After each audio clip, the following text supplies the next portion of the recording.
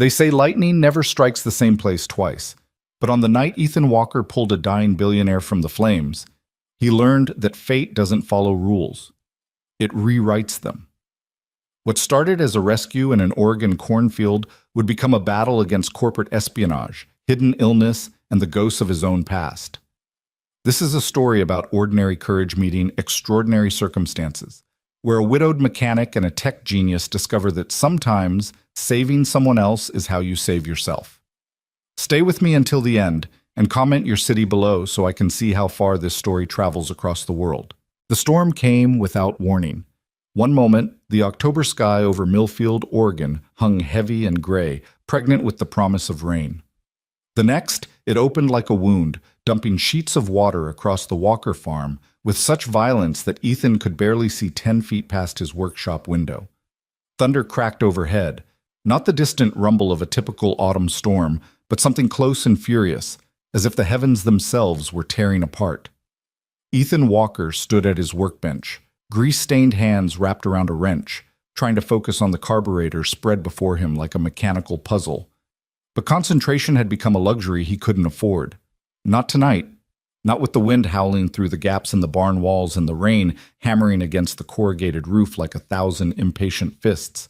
"Dad!" Maya's voice cut through the storm's roar. Ethan looked up to find his 12-year-old daughter standing in the workshop doorway, backlit by the yellow glow of the farmhouse kitchen.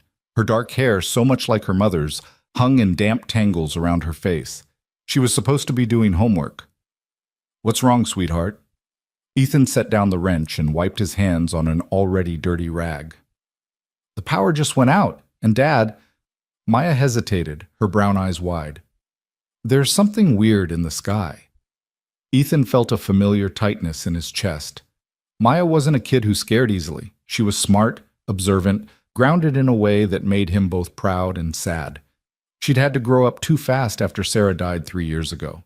Cancer didn't care that a little girl still needed her mother. It didn't care that a man still needed his wife.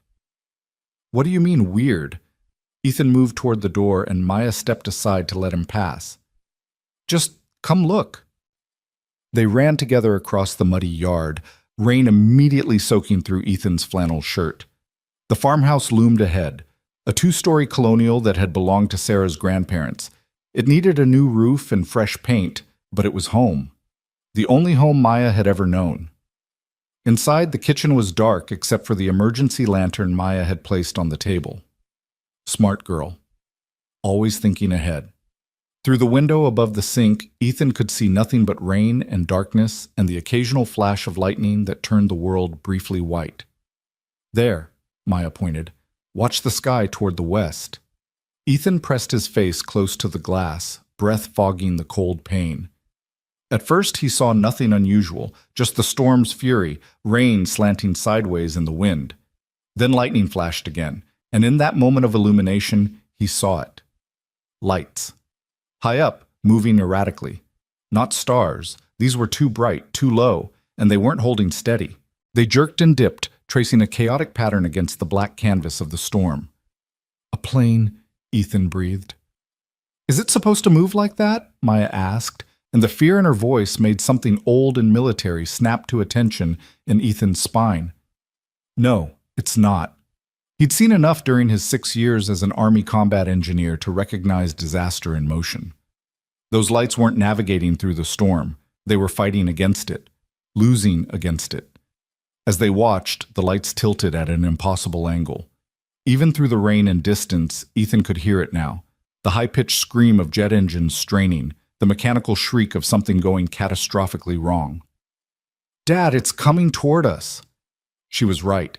The plane, and Ethan could see now it was smaller than a commercial airliner, probably a private jet, was descending fast. Too fast. The nose dipped sharply, then jerked up again as whoever was piloting fought for control. But the storm was relentless, wind shear battering the aircraft like a toy. "Maya, go to the basement, now." "But Dad, now!" He'd used his command voice, the one he'd sworn he'd never use with his daughter after he left the service. But this wasn't the time for discussion. This was the time for survival. Maya ran, and Ethan heard her footsteps pounding down the basement stairs. He should have followed her, should have taken cover. That's what any sensible person would do when a plane was about to crash on their property. But Ethan Walker had stopped being sensible the day they lowered Sarah into the ground. He burst out the front door and into the storm. Rain hit him like a wall, instantly plastering his clothes to his body. Wind nearly knocked him sideways. Above, the plane's lights were so close now he could make out the sleek white fuselage, could see flames trailing from one engine, orange and terrible against the black sky. The jet screamed overhead, maybe 200 feet up, and Ethan's heart seized. It was going to hit the house. He'd sent Maya to the basement, but if that thing came down on the farmhouse... At the last second, the nose lifted slightly. The plane cleared the house by maybe 30 feet, close enough that Ethan felt the heat from the burning engine, close enough that the roar of tortured metal and dying machinery drowned out even the thunder. Then it was past, hurtling toward the cornfield behind the barn. Ethan ran. His boots splashed through puddles, slipped on mud, but he kept moving. Behind him, he heard Maya screaming his name from the house, but he couldn't stop. Wouldn't stop. Someone was on that plane. Someone was about to die. The cornfield spread out in 30 acres of autumn-dried stalks, most of them already harvested, leaving stubbled earth and scattered sheaves. The plane hit in the center, and for a single suspended moment, it seemed almost gentle, a massive metal bird settling onto a rough nest.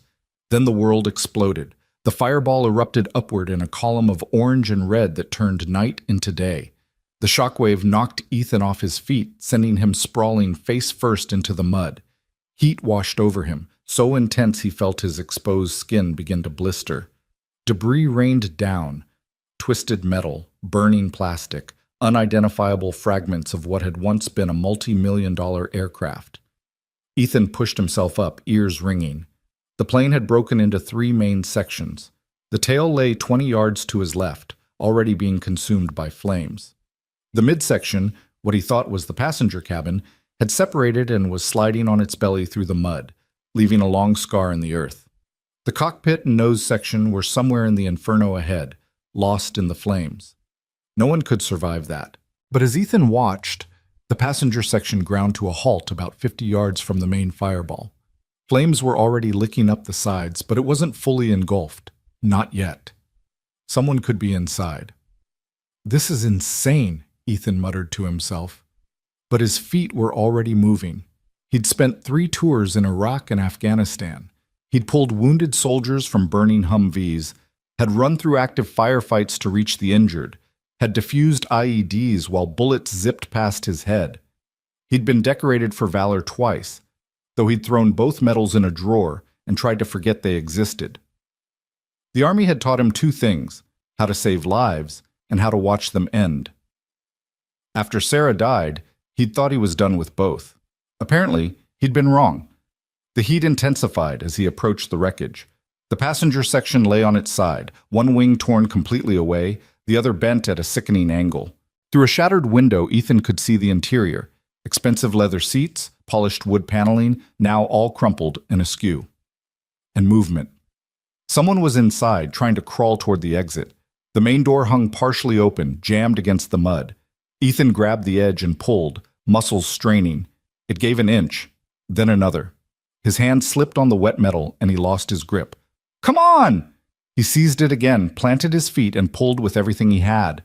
The door screeched open, smoke poured out, thick and black and toxic. Ethan dropped to his knees, heat rises, the air's better low, and crawled into the wreckage. Inside was chaos. The impact had turned the luxury cabin into a nightmare of twisted metal and shattered glass. Seats had torn free from their moorings. Overhead compartments hung open, spilling luggage and equipment. A small fire burned in the rear, adding to the smoke. And there, halfway down the aisle, a woman lay crumpled against a bulkhead. She was in her late 30s, Asian features, black hair matted with blood. She wore what had probably been an expensive business suit, now torn and stained. Her eyes were closed, but Ethan saw her chest moving, breathing, still alive. "Hey!" He crawled toward her, broken glass cutting into his palms. "Can you hear me?" Her eyes fluttered open, dark brown, unfocused. "The pilot," she whispered. "I'm going to get you out." Ethan reached her side and quickly assessed her injuries. Combat medic training from a lifetime ago came flooding back. Head wound, bleeding, but not arterial. Left arm bent wrong, probably broken. Possible internal injuries. He couldn't tell without a proper exam. Behind them, something exploded with a muffled whump. The fire was spreading. "This is gonna hurt," Ethan warned, then slid his arms under her body. She gasped in pain as he lifted her, and he felt her blood soaking into his already wet shirt. She was lighter than he'd expected, maybe 5'5" and slight. But dead weight is always heavy, and the smoke was getting thicker. He turned toward the exit and froze. Flames now blocked the doorway, creeping up from the fuel-soaked ground outside. In seconds, they'd engulfed the entire cabin. "Other side?" the woman mumbled against his shoulder. "Window." Ethan looked where she indicated. A large window on the upward-facing side of the tilted cabin. It had shattered on impact, leaving a jagged opening to the rain-soaked sky. Getting out that way meant climbing while carrying her. While the plane burned. While his lungs filled with smoke and his vision started to blur. "Okay," he said. "Okay, we can do this." He carried her to the window, then set her down as gently as he could. She whimpered but stayed conscious. Ethan grabbed a seat cushion and used it to knock away the worst of the jagged glass. "I'm going to push you up and out," he told her. "Once you're through, just drop. It's not far to the ground on that side." She nodded weakly. Ethan lifted her again, this time pushing upward. She tried to help, her good arms scrabbling for purchase on the window frame. He felt glass cutting into his own arms as he boosted her higher.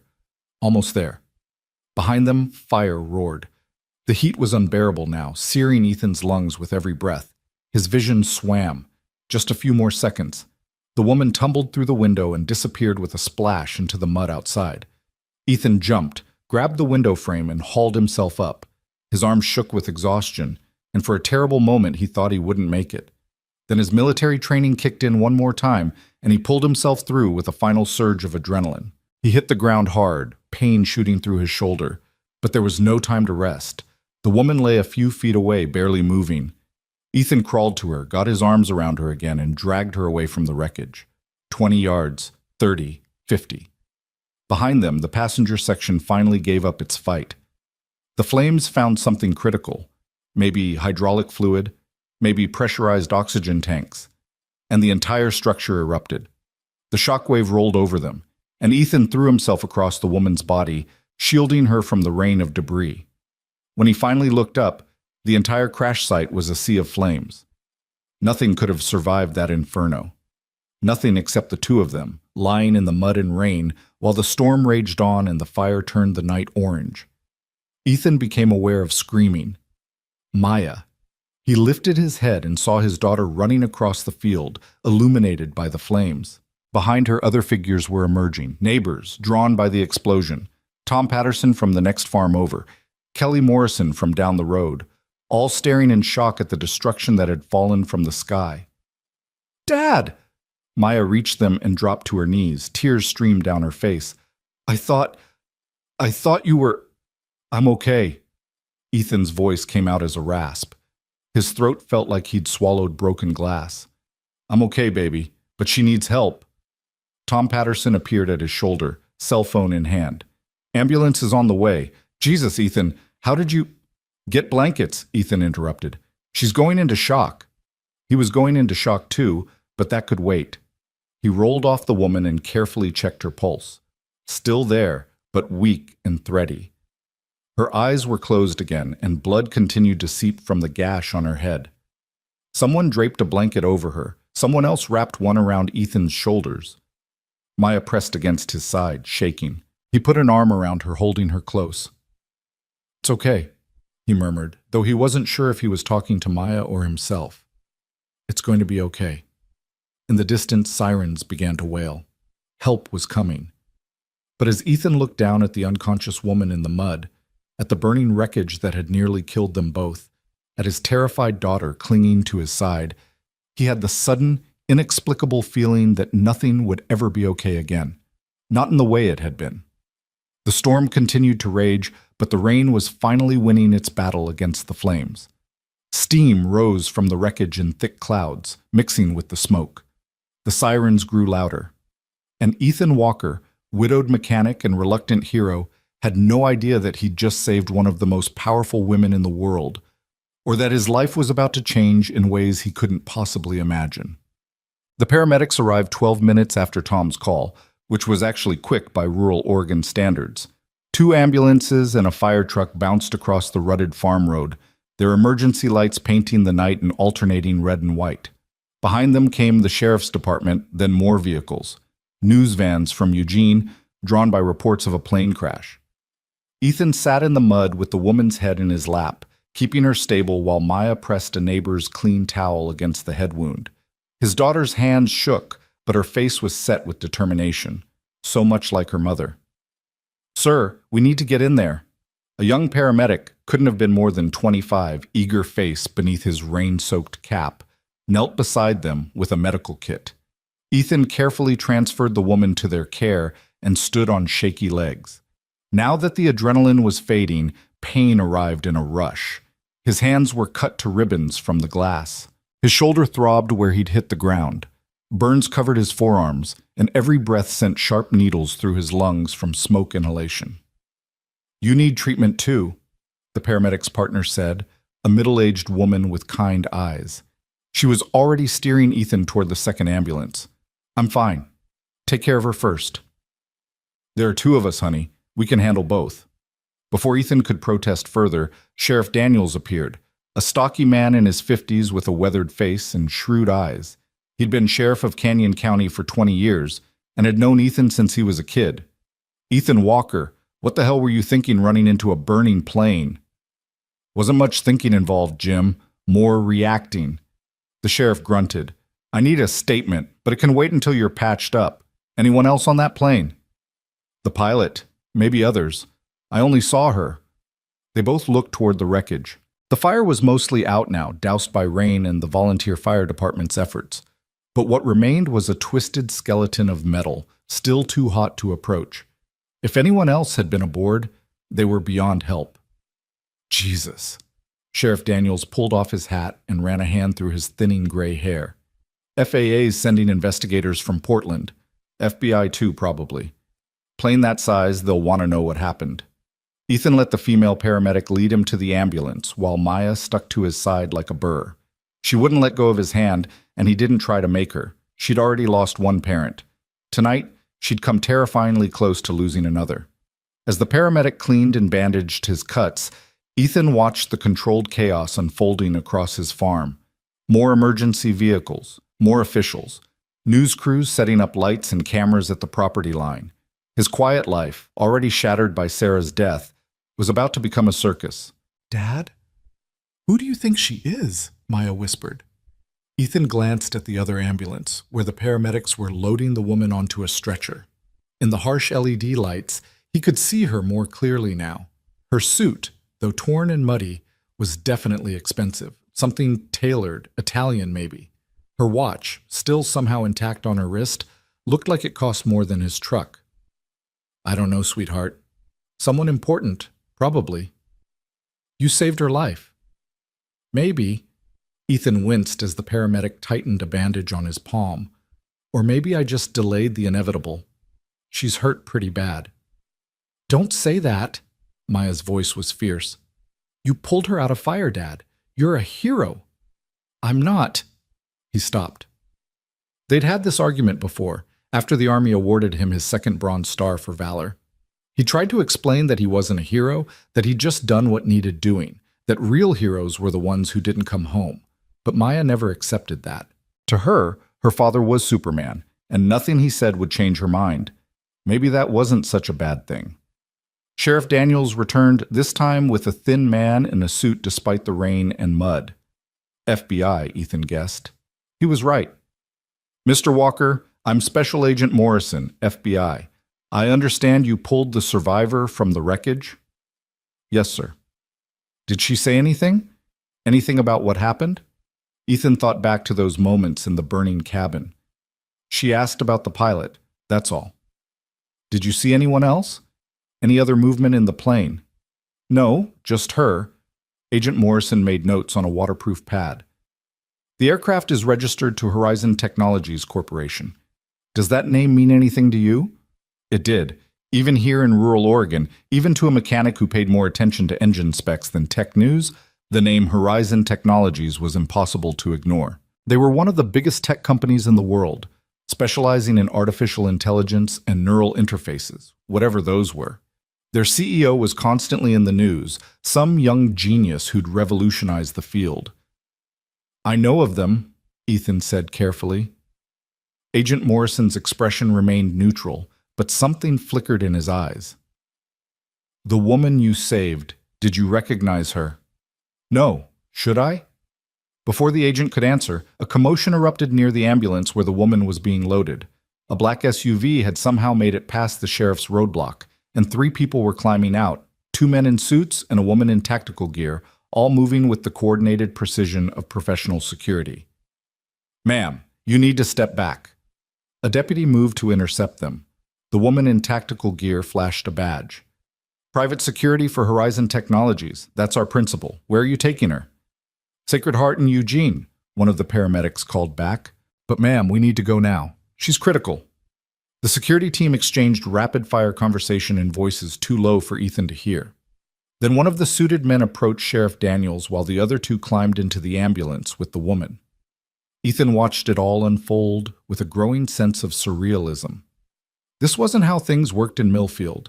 Here, the biggest emergency was usually a barn fire or a tractor accident, not plane crashes, not FBI agents and corporate security teams. "Mr. Walker?" He turned to find Agent Morrison studying him with new intensity. "That woman you saved?" "That's Camille Joe, CEO of Horizon Technologies." The name hit him like a physical blow. Even Ethan, who avoided the news as much as possible, knew that name. Camille Joe, billionaire, tech genius, one of the most powerful people in the world. He'd seen her face on magazine covers at the grocery store, had heard Maya talk about her when doing school reports on successful women in STEM, and he'd just pulled her from a burning plane. "Oh," Ethan managed.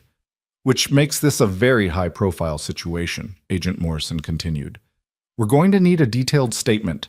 Everything you saw, everything you heard, everything you remember about the crash and the rescue." "Okay. Not tonight. Tonight you get medical attention and rest, but tomorrow I'll need several hours of your time." The ambulance with Camille Joe pulled away, lights flashing, the 2 security personnel riding inside. The black SUV followed immediately after, and more vehicles were arriving.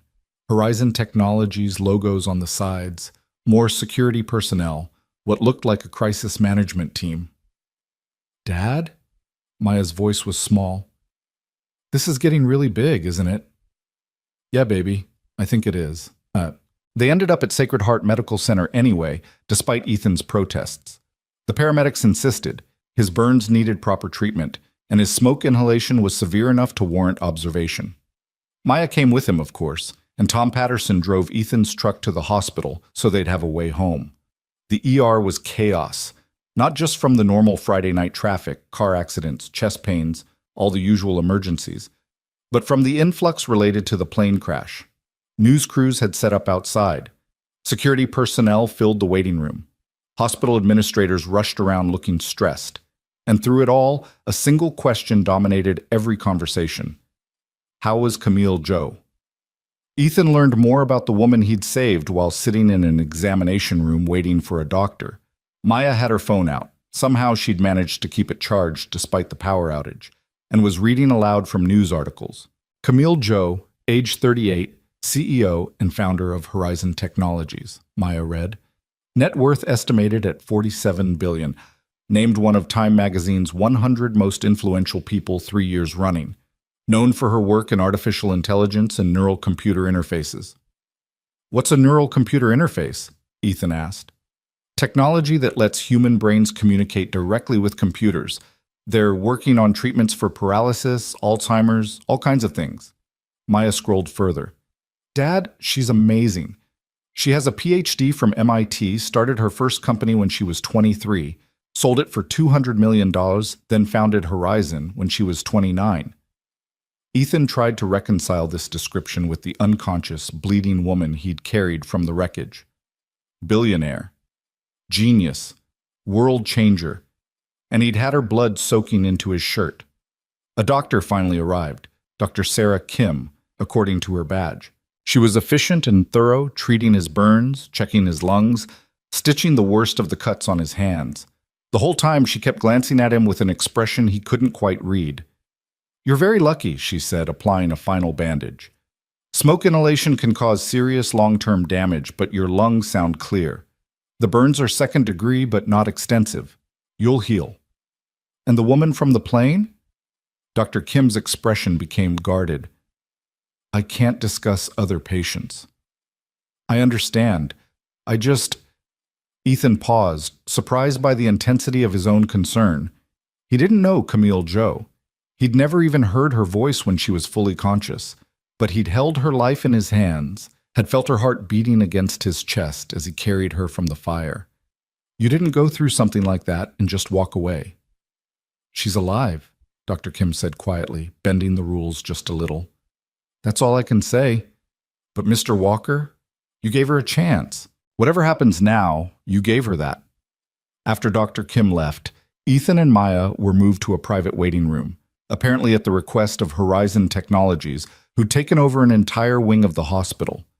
They sat together on an uncomfortable couch, Maya curled against his side, both of them exhausted, but too wired to sleep. "I keep seeing it," Maya whispered. "The plane coming down, the fire. You running toward it instead of away. I'm sorry you had to see that." "I'm not." She looked up at him, her eyes, Sarah's eyes, fierce and bright. "I'm not sorry, Dad. You did something incredible tonight. You saved someone's life. That matters." Before Ethan could respond, the waiting room door opened. One of the security personnel from earlier stepped in, the woman in tactical gear. Up close, Ethan could see she was in her early 40s, with sharp features and eyes that missed nothing. "Mr. Walker? I'm Diana Chen, head of security for Ms. Joe. She's awake and asking for you." Ethan blinked. "She's awake?" "For short periods, yes. The doctors want to keep her sedated to manage the pain, but she's been adamant about speaking with you." Diana's expression softened slightly. "She's also very clear on one point. If it weren't for you, we'd be planning a funeral instead of a recovery." Maya squeezed Ethan's hand. He stood, feeling the pull of his injuries, the exhaustion weighing on his bones. "Can my daughter—" "Of course." Miss Joe specifically asked to meet her as well. They followed Diana through corridors that had been cleared of normal traffic. More security personnel stood at intervals, and Ethan noticed they were armed, concealed carry, professional-grade weapons. Whatever threat had brought down that plane, Horizon Technologies was taking no chances on a second attempt. The thought sent ice through his veins. A second attempt. He'd been so focused on the crash as an accident that he hadn't considered other possibilities. But the FBI's involvement, the intense security, the way Diana's hand never strayed far from her weapon, it all suggested something darker. They reached a private room at the end of the hallway. More security outside and inside, enough medical equipment to run a small ICU. And there, in the bed surrounded by monitors and IV lines, was Camille Joe. She looked smaller than Ethan remembered, more fragile. Bandages covered the left side of her head, and her left arm was in a cast. Bruises darkened her face, but her eyes were open and alert, fixed on the doorway with an intensity that seemed to cut through the pain medication. "Mr. Walker," she said. Her voice was hoarse but steady. "Please, come in." Ethan approached the bed, acutely aware of his own appearance. Still in his muddy, blood-stained clothes, burns and bandages visible on his arms. Maya stayed close to his side, suddenly shy in the presence of such concentrated wealth and power. "Ms. Joe, I'm glad to see you awake." "Because of you." Camille's gaze moved to Maya. "And you must be the daughter Diana told me about. What's your name?"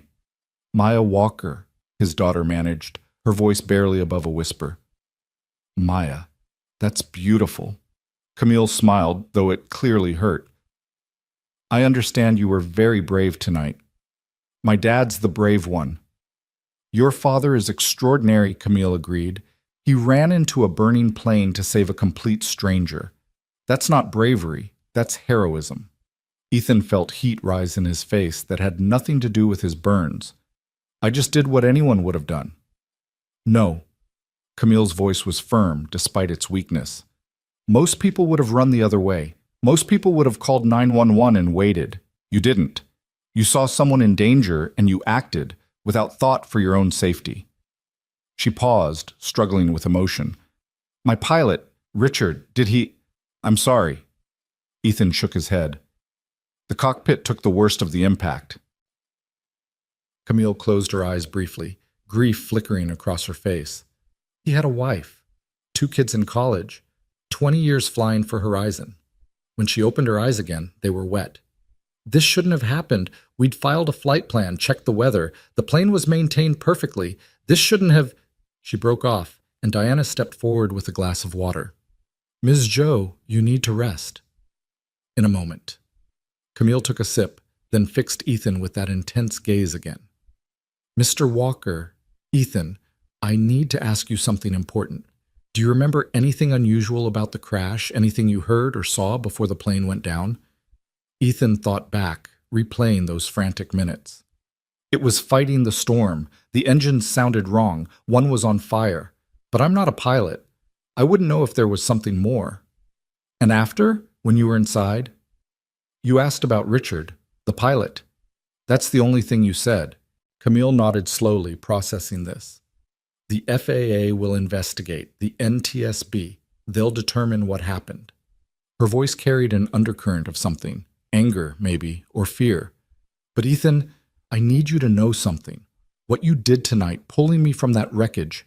She had to stop, overcome. You gave me a second chance. Whatever happens with the investigation, whatever comes next, I owe you my life.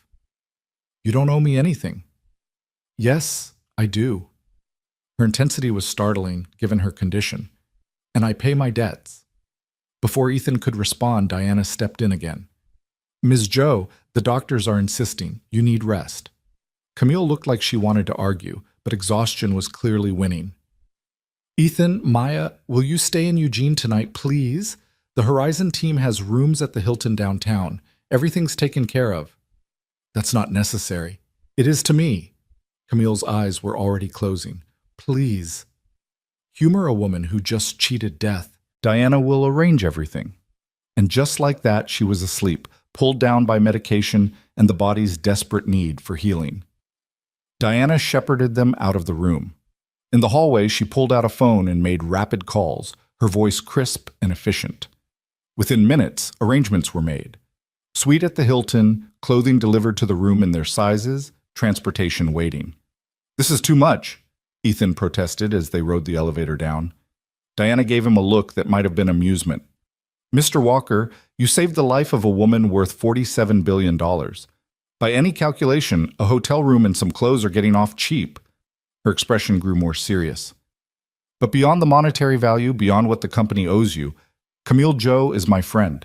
She's a good person in a world that doesn't always reward goodness. You brought her back from the edge tonight. There's no price on that.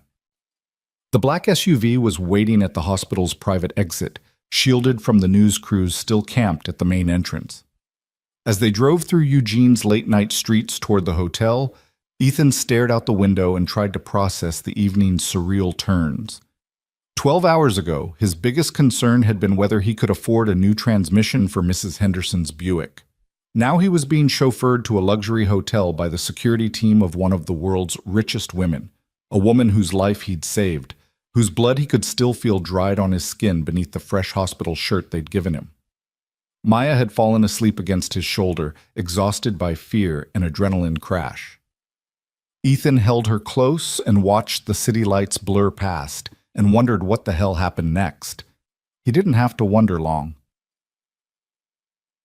The Hilton suite was bigger than Ethan's farmhouse. Floor-to-ceiling windows overlooked downtown Eugene, leather furniture arranged in conversation areas, a kitchen that probably cost more to design than he made in a year. Maya woke up long enough to marvel at it, then disappeared into one of the bedrooms. There were 3, and crashed hard. Ethan should have done the same. His body screamed for sleep, but his mind wouldn't stop racing, replaying the crash, the fire, Camille Joe's face in that moment he'd first seen her in the burning plane. He showered, washing away the mud and blood and smoke smell, trying not to wince as hot water hit his burns. Someone had indeed delivered clothes, multiple outfits in his size, from casual to formal. He pulled on sweatpants and a t-shirt, both soft and expensive in a way he wasn't used to. The TV in the living room was tuned to CNN, volume low. He turned it on hoping for background noise to quiet his thoughts, but instead found himself watching footage of his own farm. Dramatic rescue in rural Oregon tonight, the anchor was saying, where a plane carrying tech CEO Camille Joe crashed during a severe thunderstorm. Local resident Ethan Walker, a former Army veteran, pulled Joe from the burning wreckage moments before it exploded. Walker, a widowed father raising his daughter alone, is being called a hero tonight. Ethan turned it off. He didn't want to be called a hero. Didn't want the attention or the praise. He'd just done what needed doing, like always. A knock at the door interrupted his thoughts.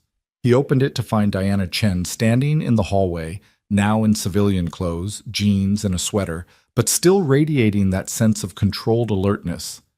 "Can't sleep either?" she asked. "Too much adrenaline still in my system."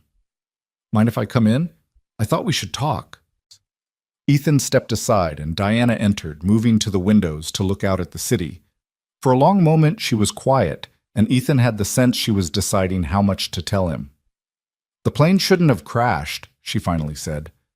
"Richard Chen, the pilot, no relation, was one of the best. 20,000 flight hours, most of them on that exact aircraft. And that Gulfstream G650 is one of the safest private jets ever built." She turned to face Ethan. The odds of a catastrophic failure in those conditions, with that pilot, they're astronomical. "You think it wasn't an accident?" "I think we need to wait for the investigation." Her tone was carefully neutral. "But I also think you should know that Camille has enemies, powerful ones."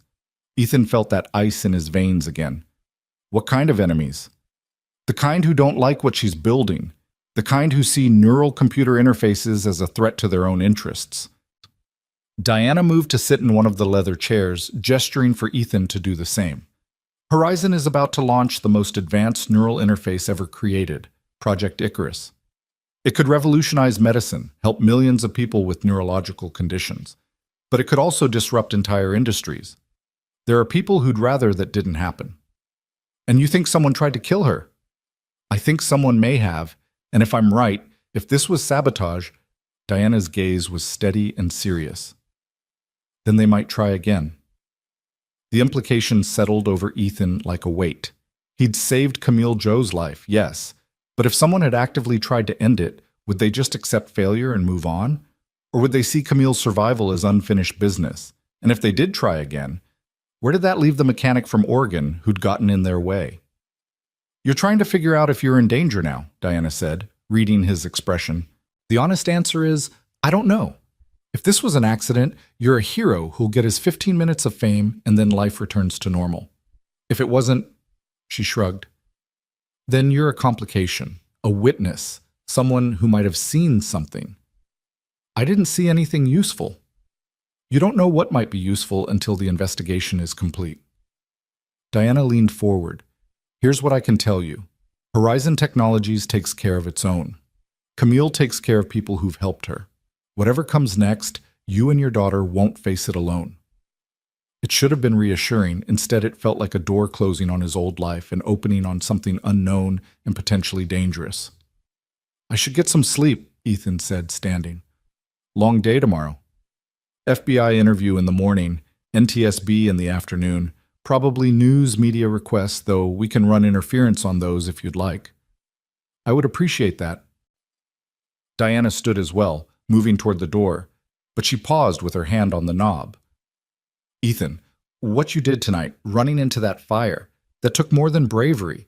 It took someone who's decided their own life matters less than someone else's. I recognize it because I used to be the same way." Her eyes held understanding and something like concern. "Just make sure Maya doesn't lose another parent because you don't value yourself enough." Then she was gone, and Ethan was alone with his thoughts and the sleeping city beyond the windows and the growing certainty that his quiet life in Millfield, Oregon had just ended forever.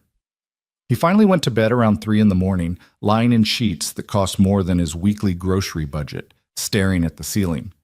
Sleep came eventually, but it brought dreams of fire and falling planes and a woman's face in the moment between death and survival.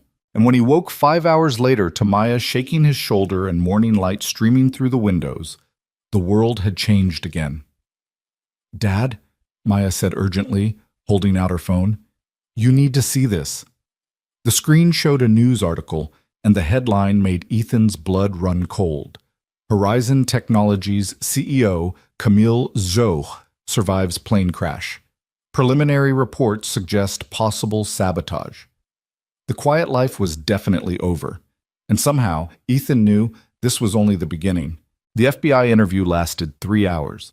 Special Agent Morrison returned with a partner, Agent Sarah Chen, a woman in her 30s with sharp eyes and a recording device that she placed carefully on the conference table between them. They were in a private room at the Hilton, requisitioned by the Bureau for the investigation. Through the windows, Ethan could see downtown Eugene going about its Saturday morning routine, oblivious to the federal investigation unfolding in their midst. Maya waited outside with Diana, who'd arrived at 7 with breakfast and a lawyer, just in case, she'd said, though Ethan wasn't sure if that made him feel better or worse. "Let's start from the beginning," Agent Morrison said, his pen poised over a legal pad despite the recorder. "What time did you first notice the aircraft?"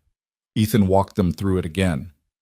The storm, Maya seeing the lights, the sound of the engines failing, the crash, the fire. Every detail he could remember, which seemed both too much and not enough. "When you were inside the aircraft," Agent Chen interrupted, "did you notice anything unusual? Any smells besides smoke and fuel?" "Like what?" "Accelerants, chemical odors, anything that seemed out of place for a plane crash."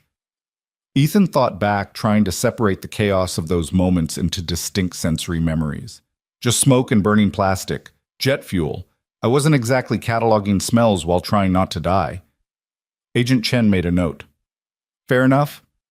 What about the structural damage? Did anything look like it had been tampered with?" "I'm a mechanic, not an aircraft investigator. I wouldn't know what tampering looks like on a Gulfstream." Ethan felt his patience thinning. "Look, I pulled an unconscious woman from a burning plane, that's all. I didn't conduct a forensic examination." "We understand, Mr. Walker," Agent Morrison said in a placating tone. "But you have mechanical expertise. You spent 6 years as an Army combat engineer. Your eye for detail might have caught something without you realizing it."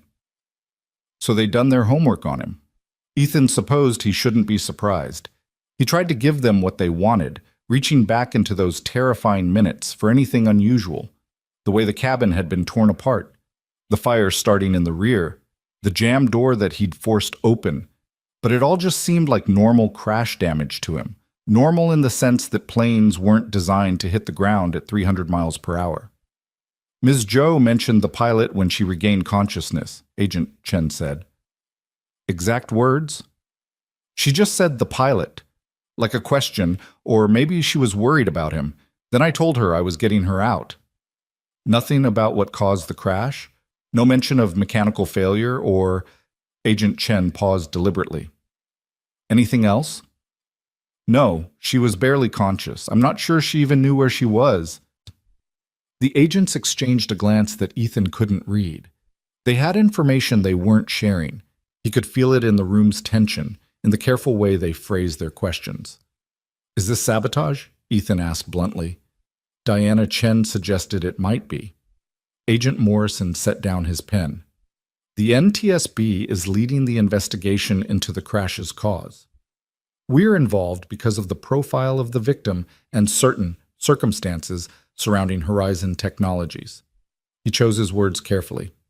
"There have been threats against Miss Zhou in recent months, mostly online, mostly from fringe groups opposed to AI development, but some have been more specific and credible." "Credible enough to bring down a plane?" "We're exploring all possibilities," which wasn't an answer at all. They questioned him for another hour, going over the same ground repeatedly, trying to shake loose some detail he might have forgotten. But Ethan had nothing more to give them. He'd seen a plane crash. He'd pulled someone from the wreckage. End of story. Except it clearly wasn't the end. Not for the FBI, and not, He was beginning to realize. For him. When they finally released him, Ethan found Maya in the hallway, curled up on a leather bench with her phone. Diana stood nearby, speaking quietly into her earpiece. She ended the call when she saw him. How'd it go? They think it was sabotage. They tell you that? They didn't have to. Ethan rubbed his face, feeling the exhaustion in his bones. He'd slept maybe 4 hours, and the burns on his arms were starting to throb despite the pain medication. What happens now? Now you have lunch with Camille. Ethan blinked. What? She's insisting. The doctors aren't happy about it, but Camille Joe doesn't take no for an answer very well. Diana's expression softened. She wants to thank you properly. And I think she needs to see that you're okay, that saving her didn't destroy you in the process. Something in Diana's tone suggested personal experience, but before Ethan could ask, Maya was at his side. Can we see her, Dad? Please? I have so many questions about neural interfaces and AI development, and let's just focus on lunch, sweetheart. They took the black SUV back to Sacred Heart Medical Center, where the media presence had somehow intensified overnight. News vans lined the streets, reporters doing stand-ups in front of the hospital entrance, cameras trained on anyone who entered or exited. Diana navigated them through a service entrance where security had set up a checkpoint. Is it always like this? Maya asked, eyes wide as they passed through metal detectors and past armed guards. Only when someone tries to kill my boss, Diana said dryly.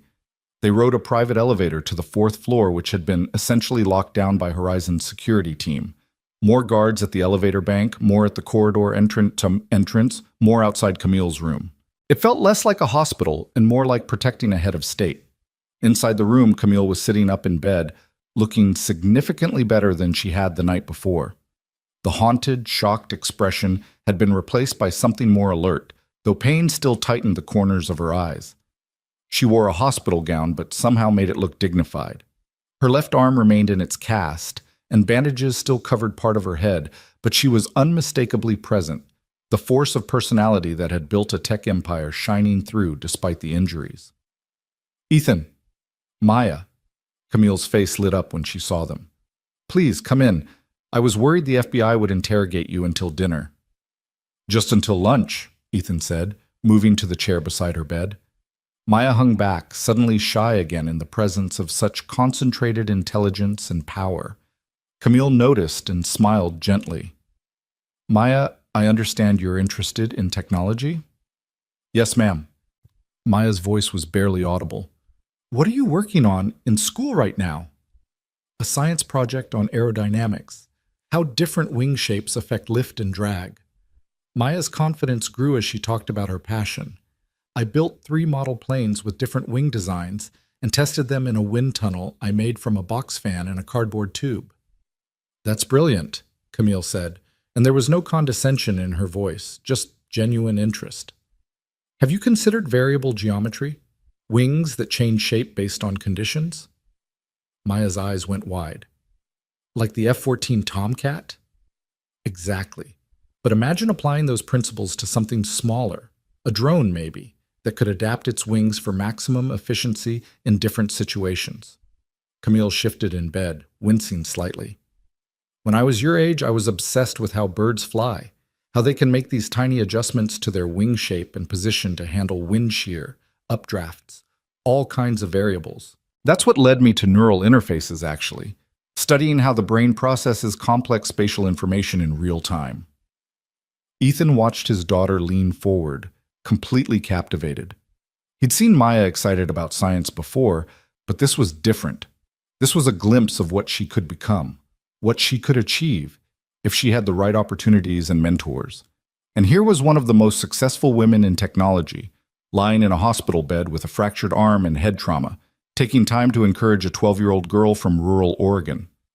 Ms. Joe, Ethan started. Camille, please. She turned those intelligent eyes to him. Ms. Joe is what people call me in board meetings before they try to lowball me on acquisitions. Despite everything, Ethan smiled. Camille, you really don't need to do all this. The hotel, the lawyer, Yes, I do. Her voice was firm. Ethan, you gave me my life back. Every morning I wake up from now on is a gift you gave me. How could I not want to say thank you? You already did. Last night. That was gratitude in the moment. This is... Camille paused, searching for words. This is acknowledging that actions have consequences. You acted with extraordinary courage, and that deserves to be recognized. Not with a press conference or a medal, since Diana tells me you'd hate that, but in ways that actually matter. A knock at the door interrupted them. A hospital staffer entered with lunch. Not the usual hospital fare, but catered from somewhere expensive. Salmon, fresh vegetables, crusty bread, enough for all of them. They ate together, and Camille asked about their life in Millfield. What did Ethan fix in his shop? What was Maya's favorite subject besides science? How long had they lived on the farm? Simple questions, but Ethan had the sense she was building a picture, understanding who they were beneath the surface. Sarah, my wife, grew up on that farm, Ethan found himself saying. Her grandparents built the house in 1952. When we got married, they signed it over to us. That was 11 years ago. He glanced at Maya, who was focused on her salmon. She died 3 years back. Cancer. I'm sorry. Camille's sympathy was quiet and genuine. Losing someone you love, it changes the shape of the world. Yeah. Ethan set down his fork, appetite suddenly gone. It does. My mother died when I was 14, Camille said softly. Stroke. 1 minute she was helping me with homework, the next she was on the floor, and nothing we did could bring her back. She looked at Maya. It's the worst thing in the world, losing a parent. But you survive it, and sometimes you do more than survive. You honor them by becoming who they hoped you'd be. Maya's eyes filled with tears, but she didn't look away. My mom wanted me to be brave, to try things even when they're scary. Then you're already honoring her. Camille reached out with her good hand, and Maya took it. And you have an incredible father who models that courage every day. The moment stretched between them, grief recognized and shared, even across the vast divide of wealth and circumstance. Ethan felt something tight in his chest loosen slightly. He'd been so focused on keeping Maya safe, on maintaining stability after Sarah's death, that he'd forgotten other people had survived similar losses. They weren't alone in their grief, even if it sometimes felt that way. Diana entered quietly, her expression apologetic. Camille, the board is insisting on a video call. They've been patient, but tell them 10 minutes. Camille sighed, then turned back to Ethan and Maya. I have to deal with corporate crisis management, keeping the stock price stable, reassuring investors that I'm not dead or incapacitated. Her tone was wry. The glamorous life of a CEO. We should go anyway, Ethan said, standing.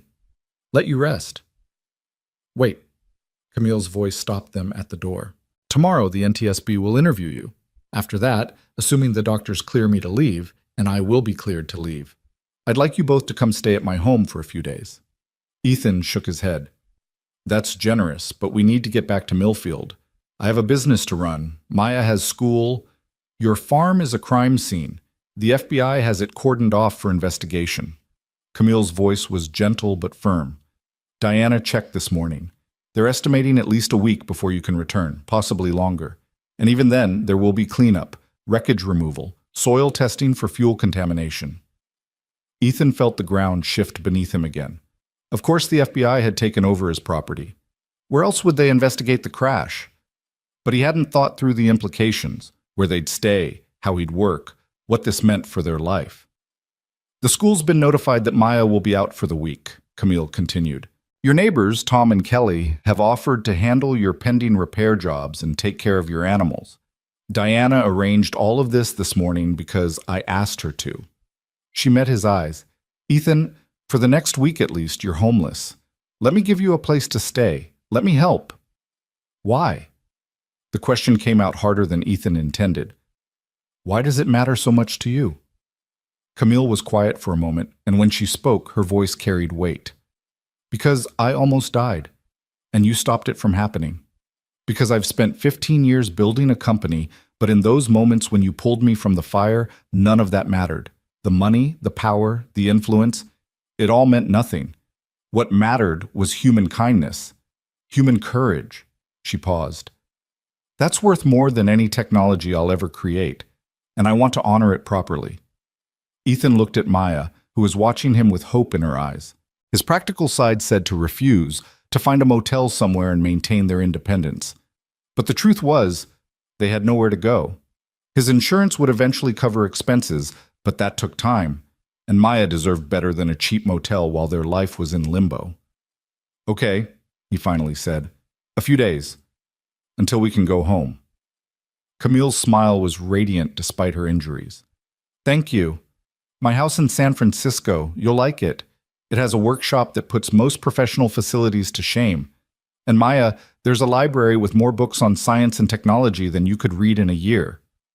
San Francisco? Maya's voice squeaked with excitement. Is that a problem?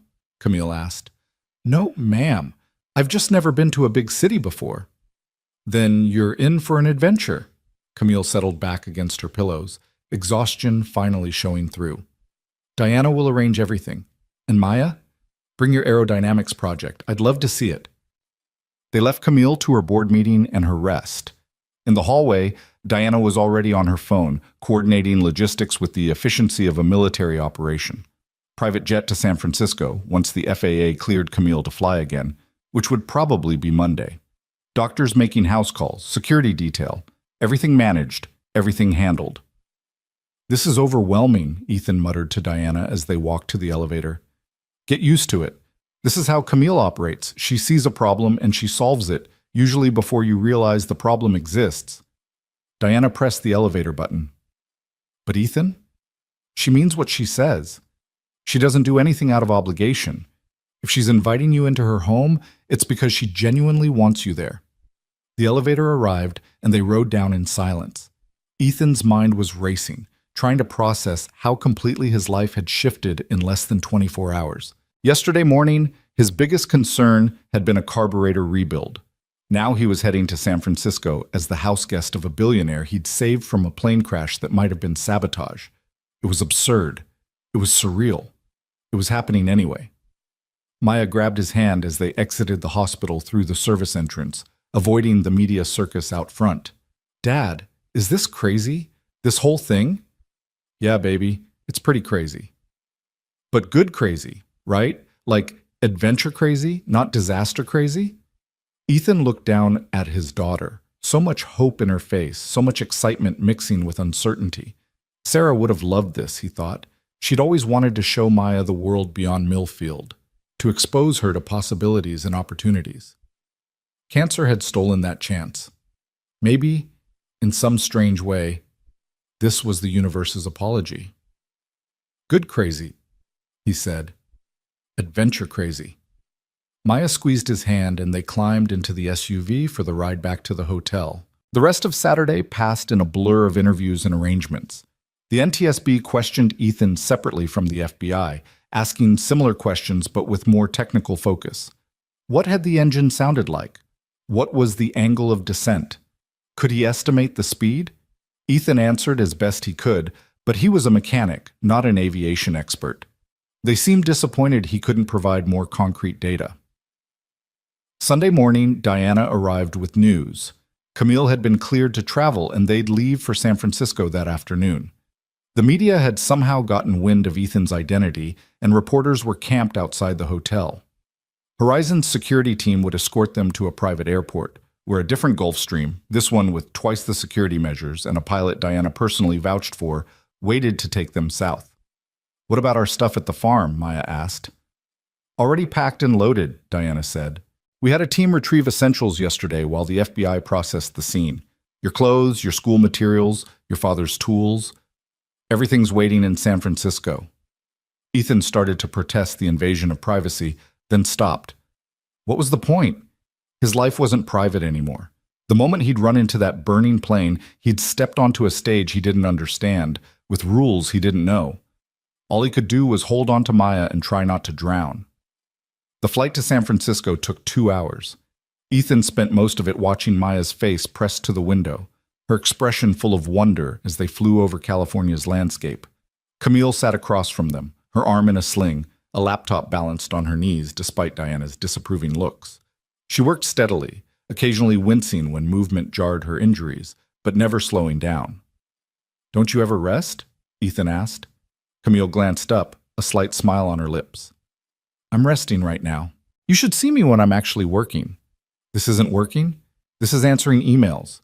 Working is when I'm in the lab with my team, designing the neural pathways for the next generation interface, or in the boardroom, fighting off hostile acquisition attempts, or at conferences, trying to convince people that direct brain-computer communication isn't science fiction."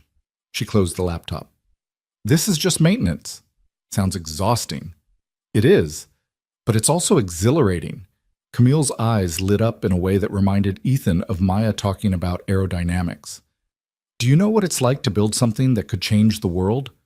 To wake up every morning knowing that your work might help a paralyzed person walk again, or restore speech to someone who's lost it, or give independence back to people with degenerative conditions. That's what your neural interfaces do? That's what they will do. We're close, Ethan. So close." She touched her bandaged head unconsciously. "Project Icarus, the system we're launching next month. It's revolutionary.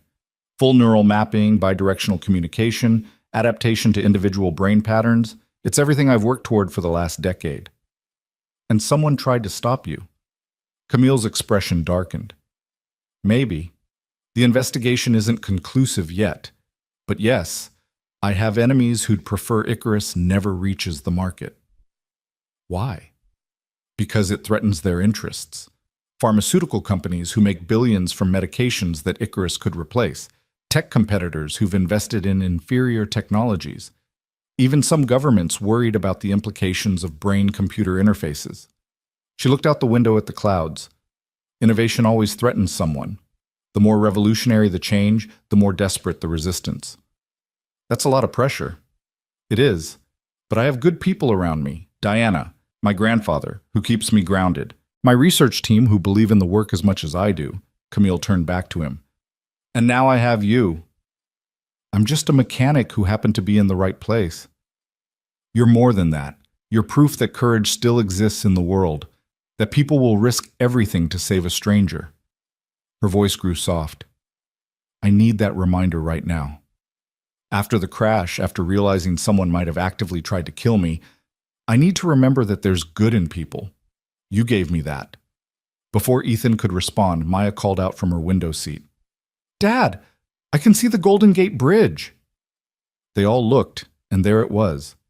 The iconic orange span stretching across the bay, San Francisco rising beyond in layers of fog and sunlight. Ethan had seen pictures, of course, but the reality was breathtaking. "Welcome to my city," Camille said. They landed at a private airport south of the city, where another convoy of black SUVs waited.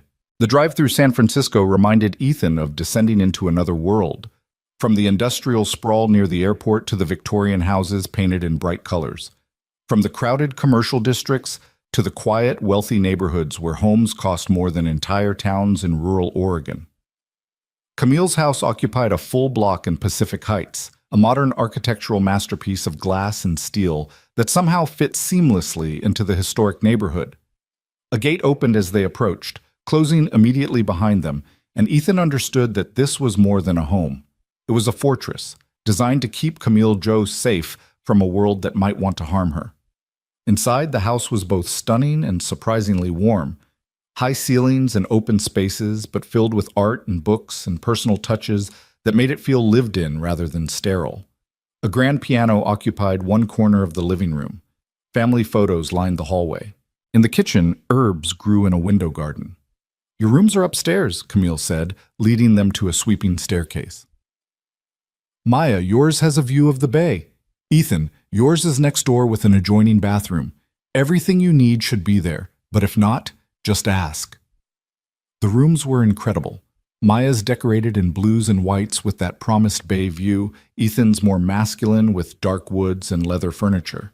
Their belongings had indeed been unpacked and arranged, everything in its place as if they'd always lived here. "This is too much," Ethan said again, feeling like a broken record. "It's a guest room." Camille's tone was patient. "I have 6 of them. You're using 2. The tragedy would be leaving them empty." "Camille." She held up her good hand. "Let me show you something." They followed her, slowly because her injuries clearly pained her, to the back of the house, through a door and down a short hallway to what she'd called a workshop. Ethan stepped inside and stopped. It was a mechanic's paradise. Every tool he could imagine, organized with military precision. Lifts, diagnostic equipment, a full machine shop in one corner. Classic cars in various states of restoration. A 1965 Mustang, a 1970 Chevelle, what looked like a vintage Porsche. "You rebuild cars," Ethan said, stunned. "It's my meditation. When the pressure of running Horizon gets too intense, I come down here and work with my hands. No algorithms, no board meetings, no stock prices, just metal and engines and the satisfaction of making something broken work again." Camille ran her good hand along the Mustang's fender. "My grandfather taught me. He was a mechanic in the Air Force, then ran his own shop for 40 years. Everything I know about building things, not just cars but anything, I learned from him." "Where is he now?" "Upstairs, probably napping. He lives here with me. Has since my grandmother passed 5 years ago." Camille smiled. "You'll meet him at dinner. Fair warning, he's going to love you.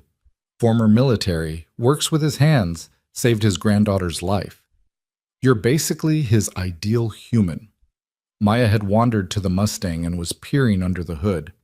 "What year is this?" "The body style is first generation, but some of these engine components look newer." "Very good eye," Camille said. "It's a 65, but I'm doing a resto mod, keeping the classic exterior, upgrading the mechanics. Modern fuel injection, improved suspension, contemporary safety features. Best of both worlds." "That's so cool." Maya's enthusiasm was palpable. "Could you teach me? I mean, if we're staying here for a few days, could I help?" "I'd like that. We can work on it together." Camille looked at Ethan. "Both of you. I could use the help, and honestly, I've been going crazy not being able to use my left hand properly." This was the trap, Ethan realized. Not a cruel trap, but a kind one. Camille was giving them space in her life, showing them possibilities, making them feel not like charity cases, but like guests with something to contribute. It was brilliant and generous and terrifying because it made him want to stay, want to be part of this world that was so far removed from his own. "We'll help," he heard himself say, "for as long as we're here." "Good." Camille's smile was warm. "Now, let's get you both settled in. Dinner's at 7, and I promise my grandfather's cooking is worth staying for." They spent the afternoon exploring the house, or rather, Maya explored while Ethan tried to process the surreal turn his life had taken. The library Camille had mentioned took up an entire room, floor-to-ceiling shelves filled with books on everything from quantum physics to art history. A home gym occupied another space, equipped better than most commercial facilities. Outside, a garden defied the San Francisco fog, full of vegetables and flowers that someone, probably Camille, tended with care. At 7, they gathered in the dining room. Camille's grandfather, Robert Joe, turned out to be a spry 78-year-old with mischievous eyes and the weathered hands of someone who'd spent a lifetime working with tools. He greeted Ethan with a firm handshake and Maya with a hug. "So you're the hero," Robert said, studying Ethan intently. "I'm really not—" "Save it. I know false modesty when I hear it." Robert's grin was infectious. "You ran into a burning plane. That's either heroism or stupidity, and since you got both of you out alive, I'm going with heroism." Dinner was indeed incredible. Robert had made dumplings from scratch, along with stir-fried vegetables and ginger chicken that filled the house with amazing smells. They ate together around a table that probably cost more than Ethan's truck, but the atmosphere was surprisingly normal. Robert told stories about his Air Force days. Maya talked about her science project. Camille asked Ethan about the most interesting repair jobs he'd handled. It felt, against all logic, like family. After dinner, Diana arrived with updates on the investigation.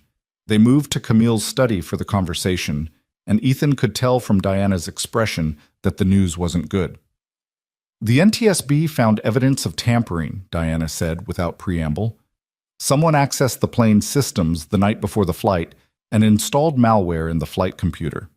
It was designed to trigger during specific conditions, in this case, severe weather and high altitude. It overrode the pilot's controls and sent the plane into a dive. The room went silent. Camille's face had gone pale, and she gripped the edge of her desk with her good hand. "So it was murder," she said quietly.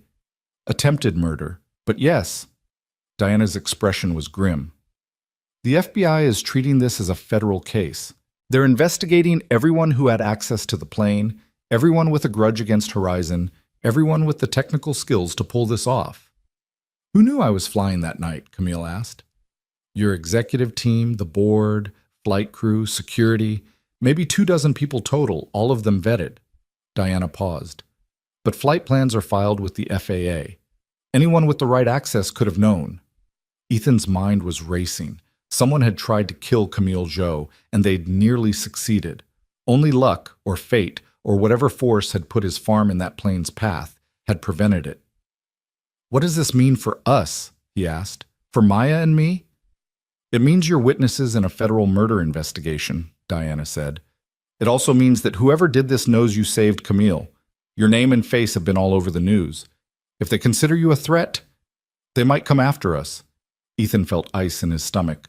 "We don't know that," Camille interjected quickly. "You didn't see anything that would identify the saboteur. You're not a threat to them." "Unless they think I am." Ethan looked at Maya, who'd gone very quiet.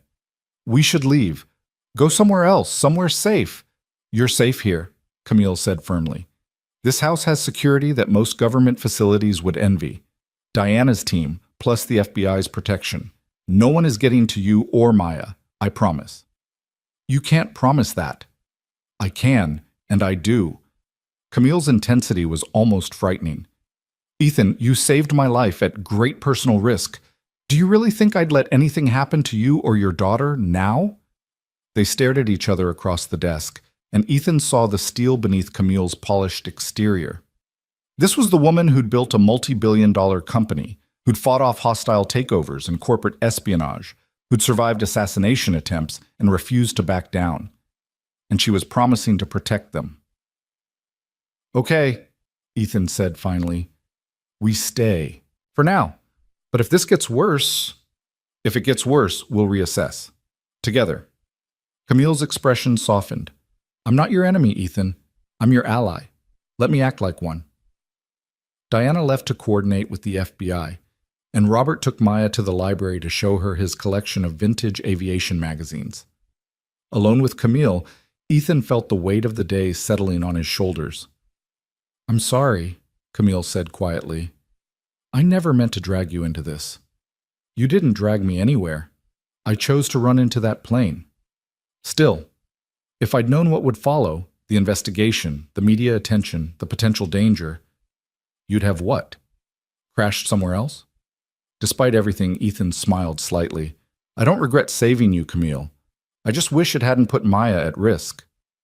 "She's safe. I'll make sure of it." Camille moved to the window, looking out at the city lights. "When I woke up in that burning plane, when I realized what was happening, I thought about all the things I'd never do. I'd never see Project Icarus launch, never reconcile with my father, never have children of my own.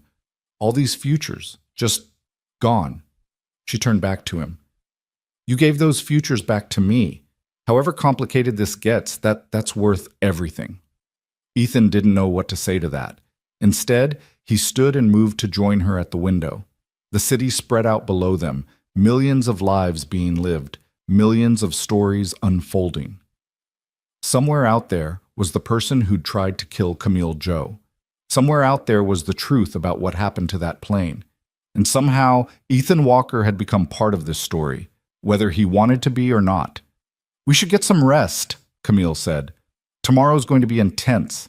The FBI wants to coordinate our testimonies, and I have a board meeting to convince everyone that I'm still capable of running Horizon." "Are you?" Ethan asked. "Still capable, I mean. After what happened?"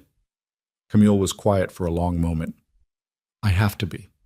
Too many people are depending on me. The company, yes, but also everyone who's waiting for Icarus, everyone who could benefit from what we've built."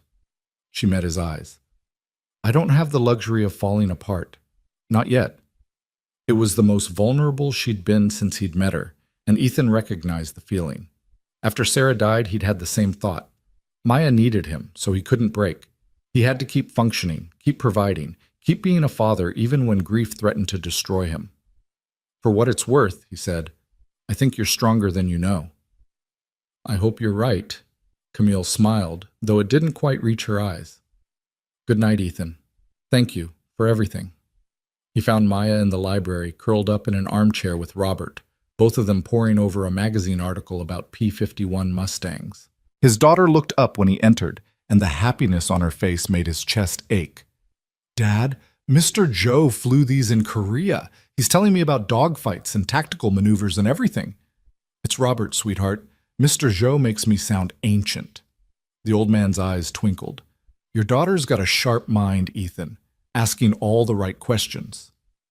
She gets that from her mother. Smart woman, then. You're lucky. I was. Ethan felt the familiar pang of loss. Come on, Maya. Time for bed. She protested, but Robert backed him up. They said goodnights and headed upstairs where Maya's room waited with its bay view and comfortable bed. She changed into pajamas while Ethan checked the windows, locked, secure, with what looked like reinforced glass and security sensors. Dad? Maya's voice was small. Are we really in danger? Ethan sat on the edge of her bed, choosing his words carefully. I don't think so. The person who caused the crash. They were after Camille, not us. We're just witnesses. But if they think we saw something, we're safe here.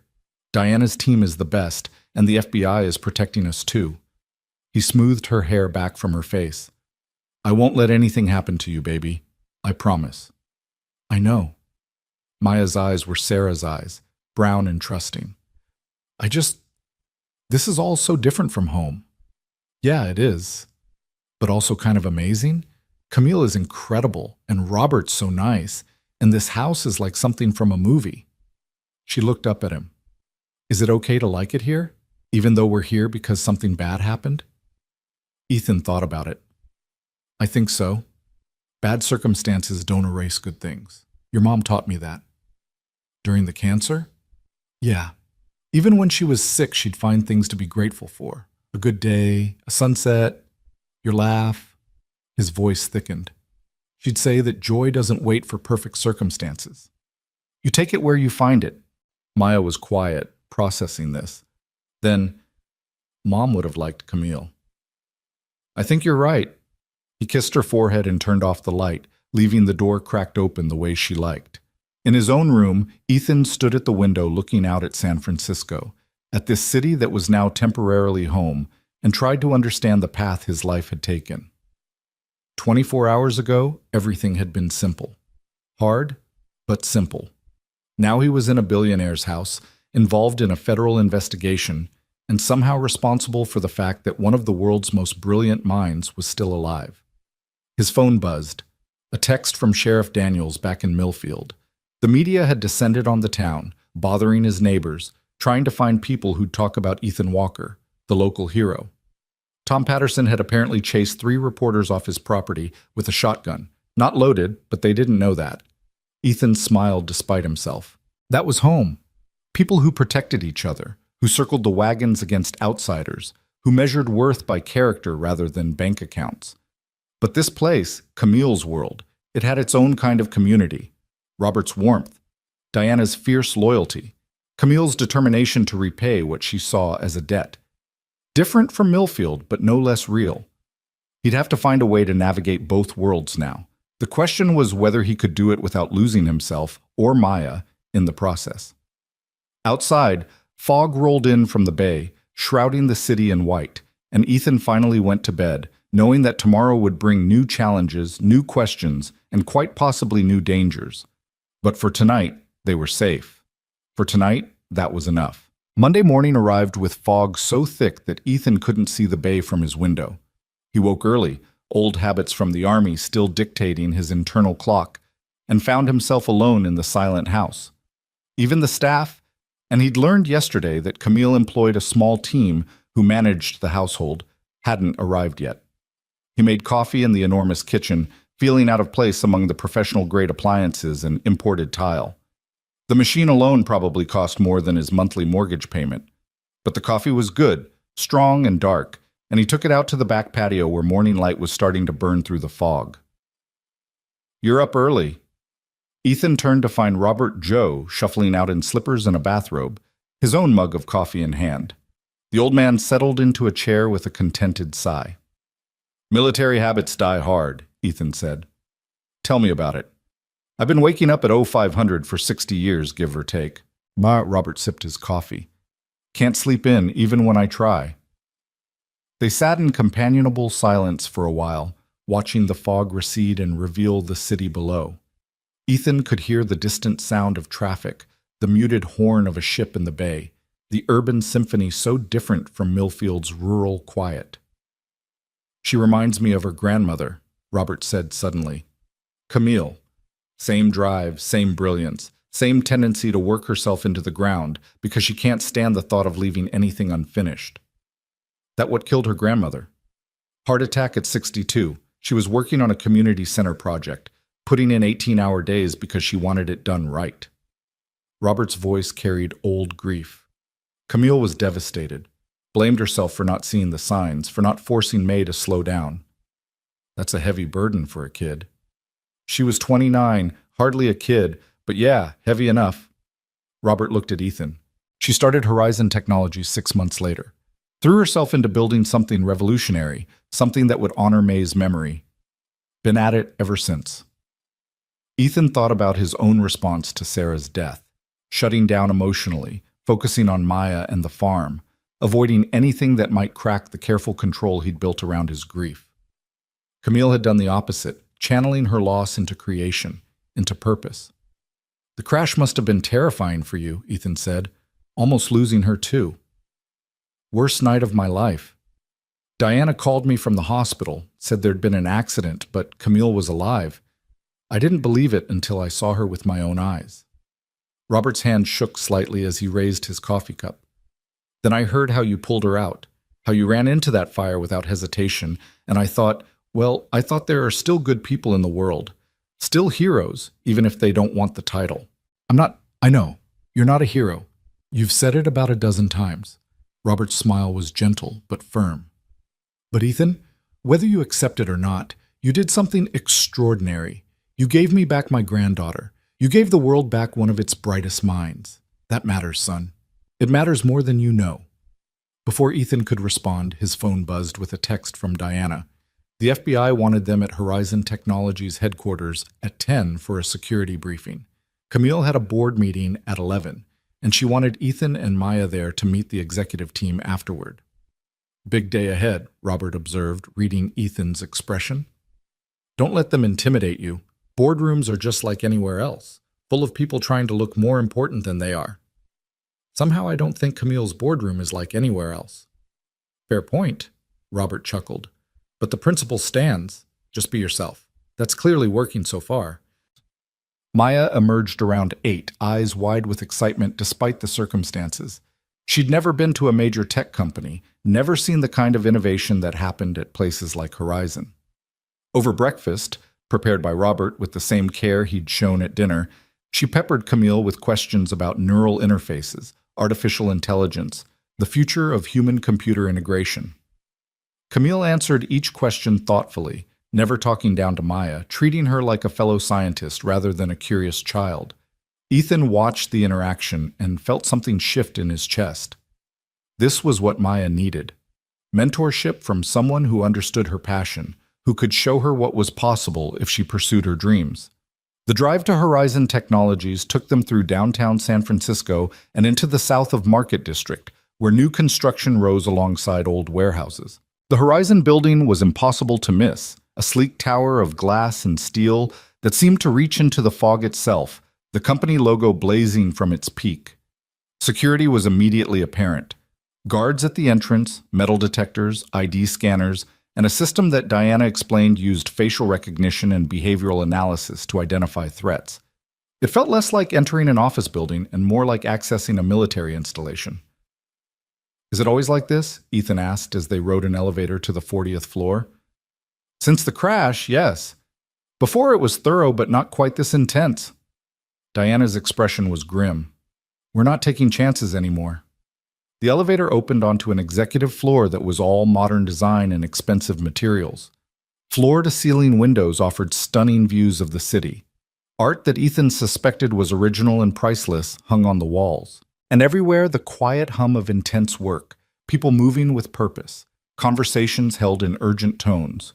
They were ushered into a conference room where Special Agent Morrison and Agent Chen waited, along with two other FBI personnel and a woman who introduced herself as Special Agent Rivera, head of the San Francisco field office. "Thank you for coming," Rivera said, her tone professional but not unfriendly. She was in her 50s with sharp eyes and the bearing of someone who'd seen everything.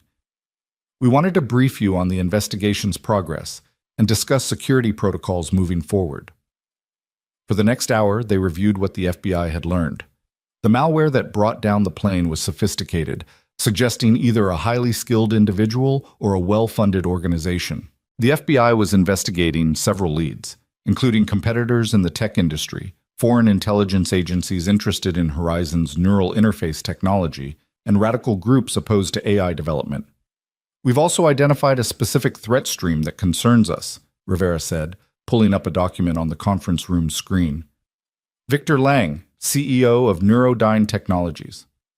Ethan watched Camille's expression harden at the name.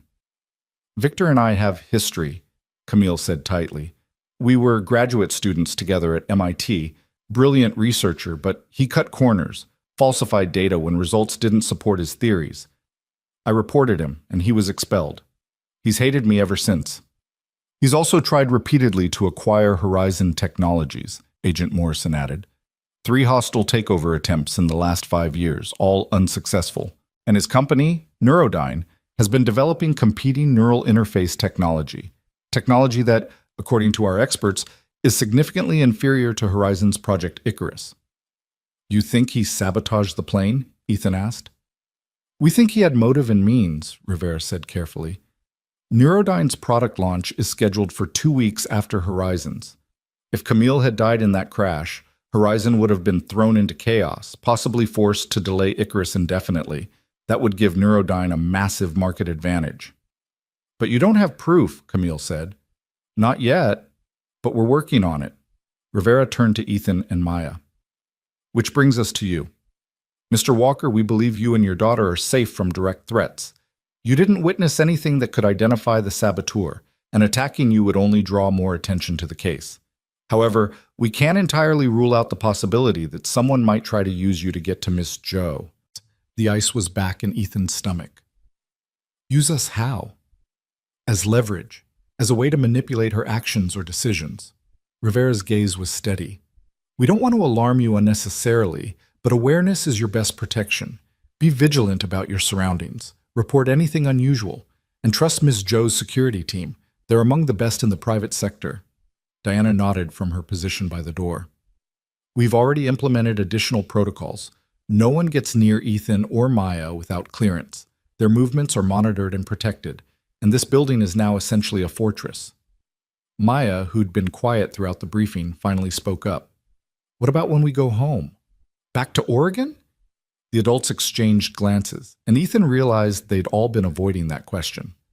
"We'll discuss that when the time comes," Rivera said diplomatically. "For now, you're safest here." After the FBI left, Diana escorted them to a different conference room where Camille's executive team was gathering for the board meeting. Ethan and Maya waited in an adjacent lounge, and through the glass wall, Ethan could see the meeting unfold. Camille stood at the head of a massive table, her arms still in a sling but her presence commanding. Around her sat a dozen people in expensive suits, and even without hearing the conversation, Ethan could sense the tension. Some were clearly concerned about Camille's ability to lead after the crash. Others were arguing about something, probably security costs, or the impact on the stock price, or any of 100 corporate concerns that Ethan couldn't begin to understand. But Camille held her ground. He watched her present data on a screen, pointing with her good hand, her expression intense and focused. Whatever doubts the board members had, she was systematically dismantling them. "She's amazing," Maya whispered, also watching. "Yeah, she really is." The meeting lasted 2 hours. When it finally ended, Camille emerged looking exhausted but triumphant. They've approved moving forward with the Icarus launch. Same timeline, same plan. No delays. Is that wise? Ethan asked. Given what happened? It's necessary. If we show weakness now, Victor Lang and every other competitor will smell blood in the water. We have to demonstrate that Horizon is strong, that I'm strong, that nothing will stop us from delivering what we've promised. Camille's jaw was set with determination. Besides, Project Icarus represents years of work by hundreds of people. I won't let some saboteur steal that from them. Diana appeared at her elbow. The press is requesting a statement. They want to know about your condition, your plans, your response to the crash. Set up a press conference for tomorrow. I'll address everything then. Camille turned to Ethan. I want you there. Not on stage, but present. The media knows you saved my life. Having you visible will reinforce that I'm here because of heroism, not luck. I don't want to be part of a media circus. I know, and I wouldn't ask if it wasn't important. Camille's expression was earnest. Ethan, public perception matters in my world. How the crash is portrayed, how my survival is understood.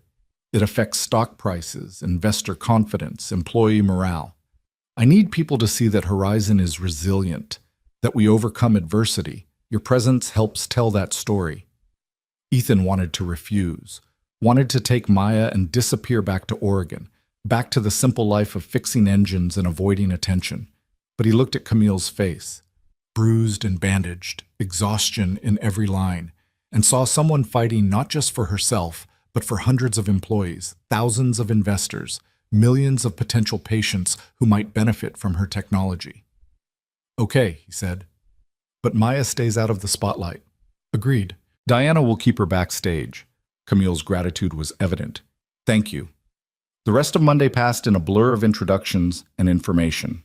Camille took them on a tour of Horizon headquarters, showing them the research labs where Project Icarus was being perfected, the fabrication facilities where neural interfaces were manufactured, the testing areas where volunteers were already using early versions of the technology to control computers with their thoughts alone. Maya was transfixed, asking detailed questions about signal processing and neural mapping that made the research scientists smile. One of them, Dr. Sarah Park, spent 20 minutes explaining the mathematics behind brain-computer communication, drawing diagrams on a whiteboard while Maya absorbed every word. Your daughter has a real aptitude for this, Dr. Park told Ethan afterward.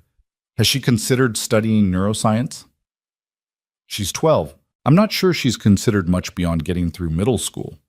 Well, when she does start considering, Dr. Park handed him a business card. Horizon has internship programs for promising students, high school, college, even earlier for exceptional cases. Maya would be welcome. Ethan pocketed the card, unsure how to feel. Part of him was proud that his daughter impressed a PhD scientist at one of the world's leading tech companies. Another part felt the future accelerating toward them too fast, Maya's childhood slipping away into possibilities he couldn't quite grasp. That evening, they had dinner at a restaurant overlooking the bay, a place where Camille was clearly a regular, where the staff greeted her warmly and seemed genuinely glad she'd survived the crash. The owner came out personally to comp their meal and express his relief. You're loved here, Ethan observed. San Francisco has been good to me. When I started Horizon, I was just another tech entrepreneur with big ideas and limited capital. The community supported me. Investors who took a chance, partners who believed in the vision, neighbors who showed up when we opened our first office. Camille looked out at the darkening bay. I don't forget that. Success doesn't happen in isolation. After dinner, they returned to Camille's house to find Victor Lang's face on the evening news. The report was playing in the living room where Robert had the TV on. Diana immediately reached for the remote to turn up the volume. Neurodyne CEO Victor Lang issued a statement today expressing relief at Camille Zhou's survival, while also suggesting that Horizon Technologies' focus on aggressive expansion may have compromised safety protocols. That son of a bitch, Diana muttered. On screen, Victor Lang stood outside Neurodyne's headquarters, looking appropriately somber. He was in his late 30s, conventionally handsome, with the polished appearance of someone who spent a lot of time managing his image. Our thoughts are with Camille and everyone at Horizon during this difficult time, Lang was saying.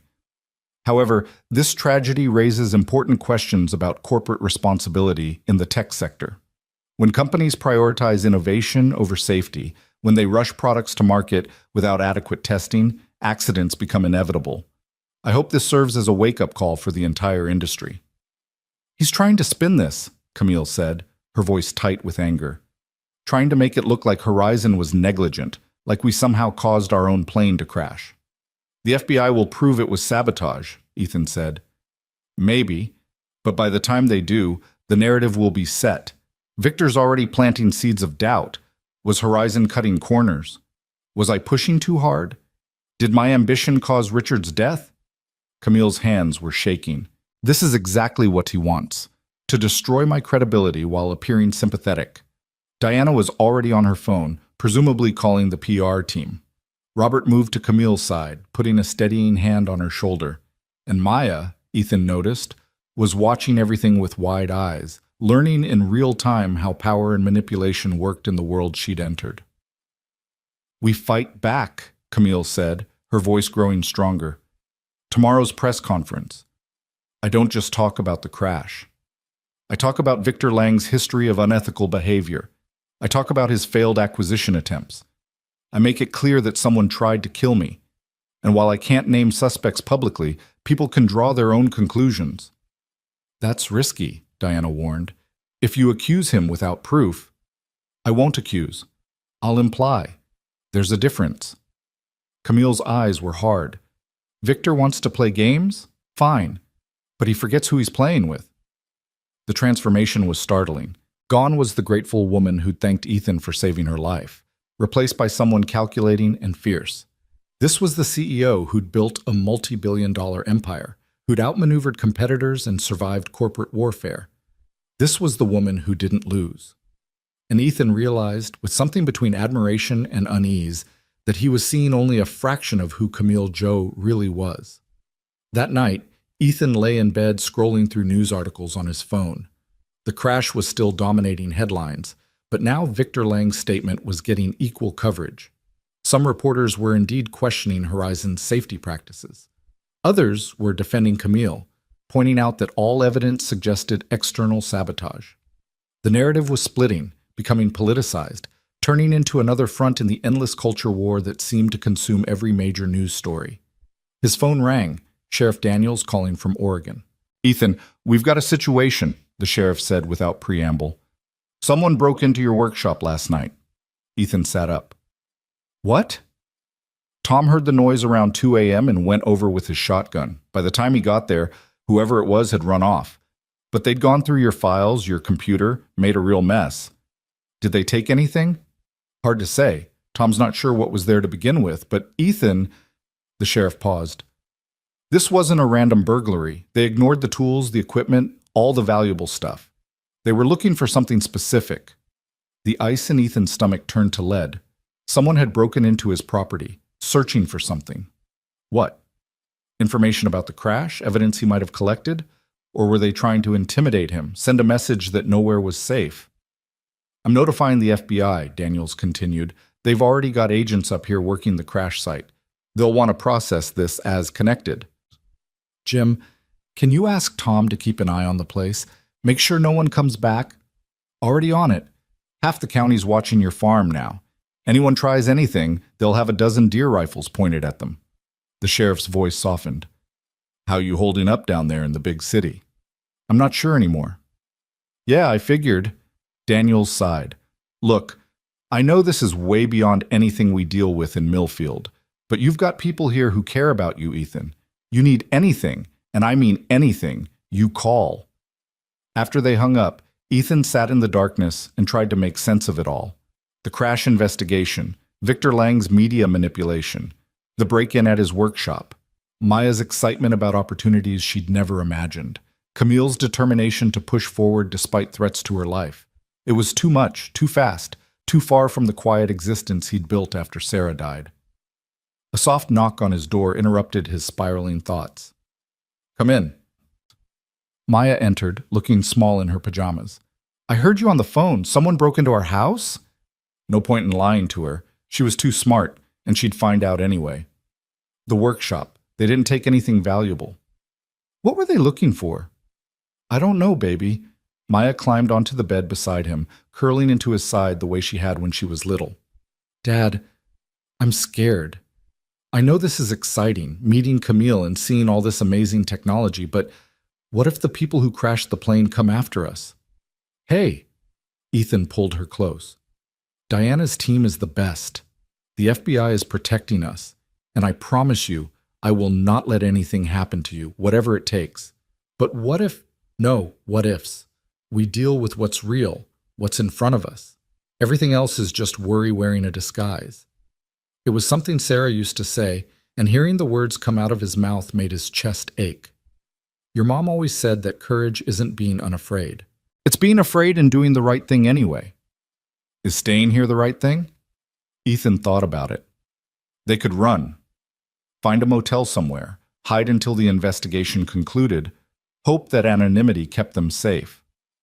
Or they could stay, help Camille fight back against whoever had tried to kill her, stand their ground despite the fear. I think so, he finally said. I think the right thing is standing with people who need us. And right now, Camille needs us. Not just because I saved her life, but because we represent something she's fighting for. Good people doing the right thing, even when it's hard. Maya was quiet for a long moment. Then, Mom would like her. Camille, I mean. Yeah, I think she would. They sat together in the darkness, father and daughter, far from home, but not alone. Eventually, Maya went back to her own room, and Ethan finally managed to fall into an uneasy sleep filled with dreams of fire and breaking glass and voices in the dark asking questions he couldn't answer. Tuesday morning brought the press conference. Camille was up early, working with her PR team to craft the perfect message. Diana was coordinating security for the event, which would be held at Horizon headquarters and attended by dozens of media outlets. And Ethan was trying to figure out how to fade into the background while still being visible enough to serve Camille's purposes. Just stand near the back, Diana advised as they prepared. Let the cameras catch you occasionally. You don't need to say anything, your presence is enough. The press conference was held in Horizon's main auditorium, a space that could accommodate 200 people, and was currently filled with reporters, cameras, and the aggressive energy of media professionals smelling a major story. Ethan stood backstage with Diana while Camille waited in the wings, reviewing her notes one last time. You ready for this? Ethan asked her. Camille looked up, and he was struck again by her intensity. Despite the injuries, despite the exhaustion, she radiated determination. I've been preparing for this moment my whole career, not the plane crash specifically, but the crisis that would define everything. This is it. She set down her notes. Time to show them who I am. She walked onto the stage to a barrage of camera flashes and shouted questions. Diana nodded to Ethan, and he moved to a position just off stage where he'd be visible but not central. From there, he watched Camille take command of the room.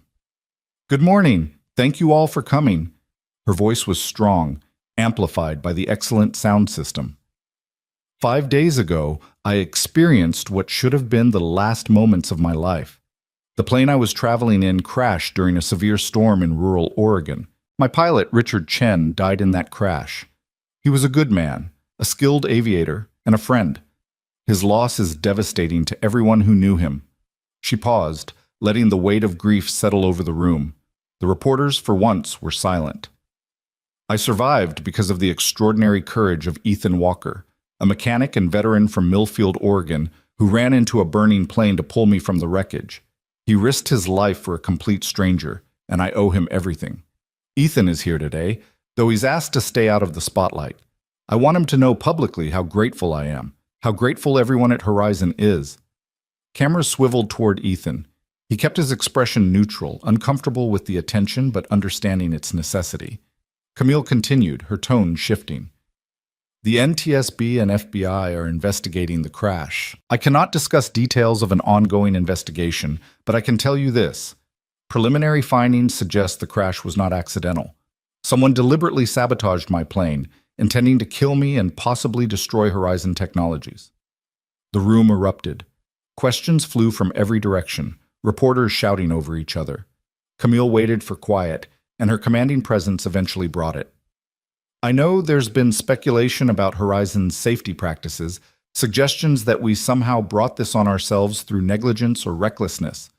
Let me be absolutely clear. Those suggestions are false. They are also convenient for our competitors who benefit from sowing doubt about Horizon's leadership and operations. She was doing it, not directly accusing Victor Lang, but making sure everyone understood where to look. Ethan watched the reporters' faces and saw them making the connection. I will not name suspects. That's for law enforcement to determine. But I will say this. Horizon Technologies has competitors who have tried repeatedly to acquire us, to steal our technology, to undermine our work. Some of those competitors have a history of unethical behavior. And now, someone has escalated from corporate espionage to attempted murder. The implications hung in the air, heavy and obvious. Every reporter in the room knew about Victor Lang's history with Camille, his failed acquisition attempts, his competing product launch. She didn't need to say his name. They'd do it for her. Despite this attack, Horizon will not be intimidated. Project Icarus will launch as scheduled next month. Our neural interface technology will help millions of people with neurological conditions reclaim their independence and their lives. That mission is bigger than any individual, bigger than any threat. We will not stop. We will not slow down. We will deliver on our promise to change the world. The conviction in her voice was absolute. Ethan felt it resonating through the auditorium, saw it land with the reporters, understood that this moment would define how the story was told going forward. Camille wasn't a victim. She was a warrior. And Horizon wasn't in retreat. It was advancing. The question and answer session that followed was intense. Reporters pressed for details about the investigation, for specific accusations against Victor Lang, for information about Ethan's role. Camille handled each query with precision, giving enough to satisfy their hunger for story while protecting the investigation's integrity. When someone asked about Ethan specifically, whether he was being compensated for the rescue, whether he was involved in Horizon's operations, Camille's answer was pitch perfect. Ethan Walker is my friend and my guest. He saved my life, and I'm doing everything I can to ensure he and his daughter are safe and supported during this difficult time. Beyond that, his privacy is his own. I would ask the media to respect that he's a private citizen who performed an extraordinary act of heroism and deserves to return to his normal life when this is over. It was a graceful way of saying back off, and most of the reporters seemed to understand. A few kept pushing, but Diana was already signaling that the press conference was ending. Backstage afterward, Camille practically collapsed into a chair. The adrenaline that had sustained her through the performance was crashing, leaving her pale and shaking. "You did great," Diana said, handing her water. "That'll dominate the news cycle and shift the narrative exactly where we want it." "Victor's going to respond," Camille said. "Probably within the hour. He'll deny everything, claim I'm making baseless accusations. Let him. You didn't accuse him. You just laid out facts and let people draw conclusions." Diana's smile was sharp. "He denies it. He looks guilty. He stays quiet. He looks guilty. There's no good move for him now." Ethan watched this exchange and felt increasingly out of his depth. This was high-stakes corporate warfare, media manipulation, billion-dollar reputations being shaped in real time. He fixed engines, he raised his daughter. He didn't belong in this world of calculated public statements and strategic implications. But he was here anyway, drawn in by a single act of courage that had seemed so simple in the moment. Someone needed help, so he helped them. Now that simple act had become the fulcrum on which entire narratives balanced. "Ethan?" Camille's voice pulled him from his thoughts. "You okay?" "Just processing." "I know this is overwhelming. I'm sorry."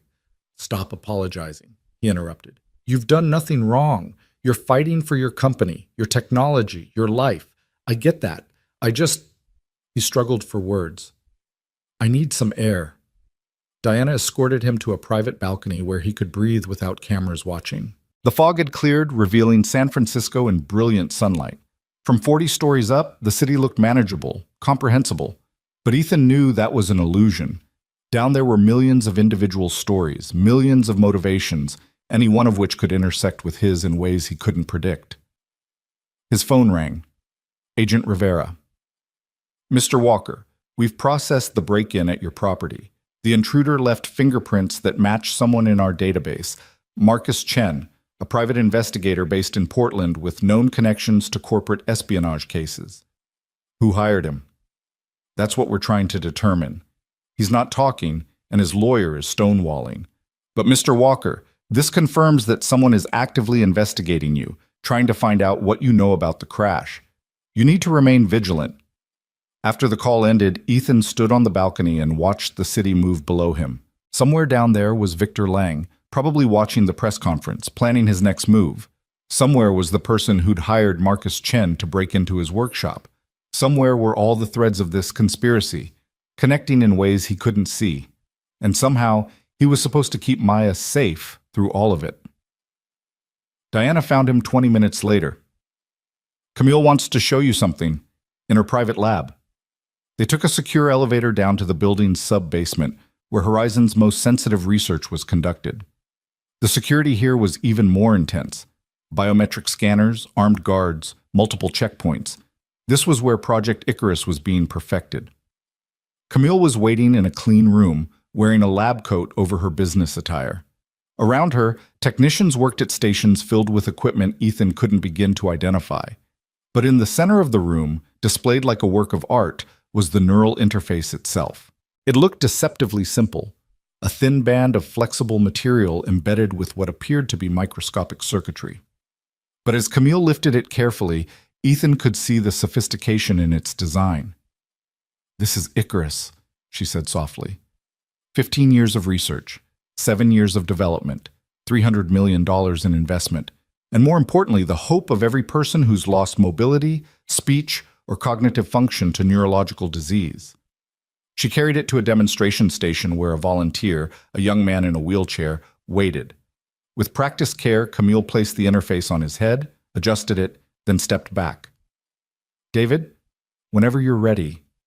The young man closed his eyes, concentrating. On a screen in front of him, a cursor began to move, not controlled by his hands, but by his thoughts alone.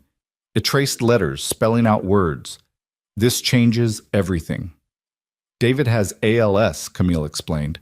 "He's lost the ability to use his hands, to speak clearly. But with Icarus, his brain can communicate directly with computers. He can write, create, connect with the world. We're still refining the technology, but in a year, 2 years, this will be available to thousands of people like David." Ethan watched the young man's face, the concentration, the joy, the tears streaming down his cheeks as he controlled the computer with nothing but thought.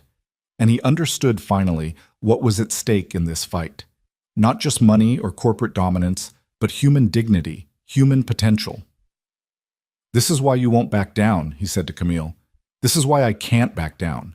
David and thousands like him are depending on me.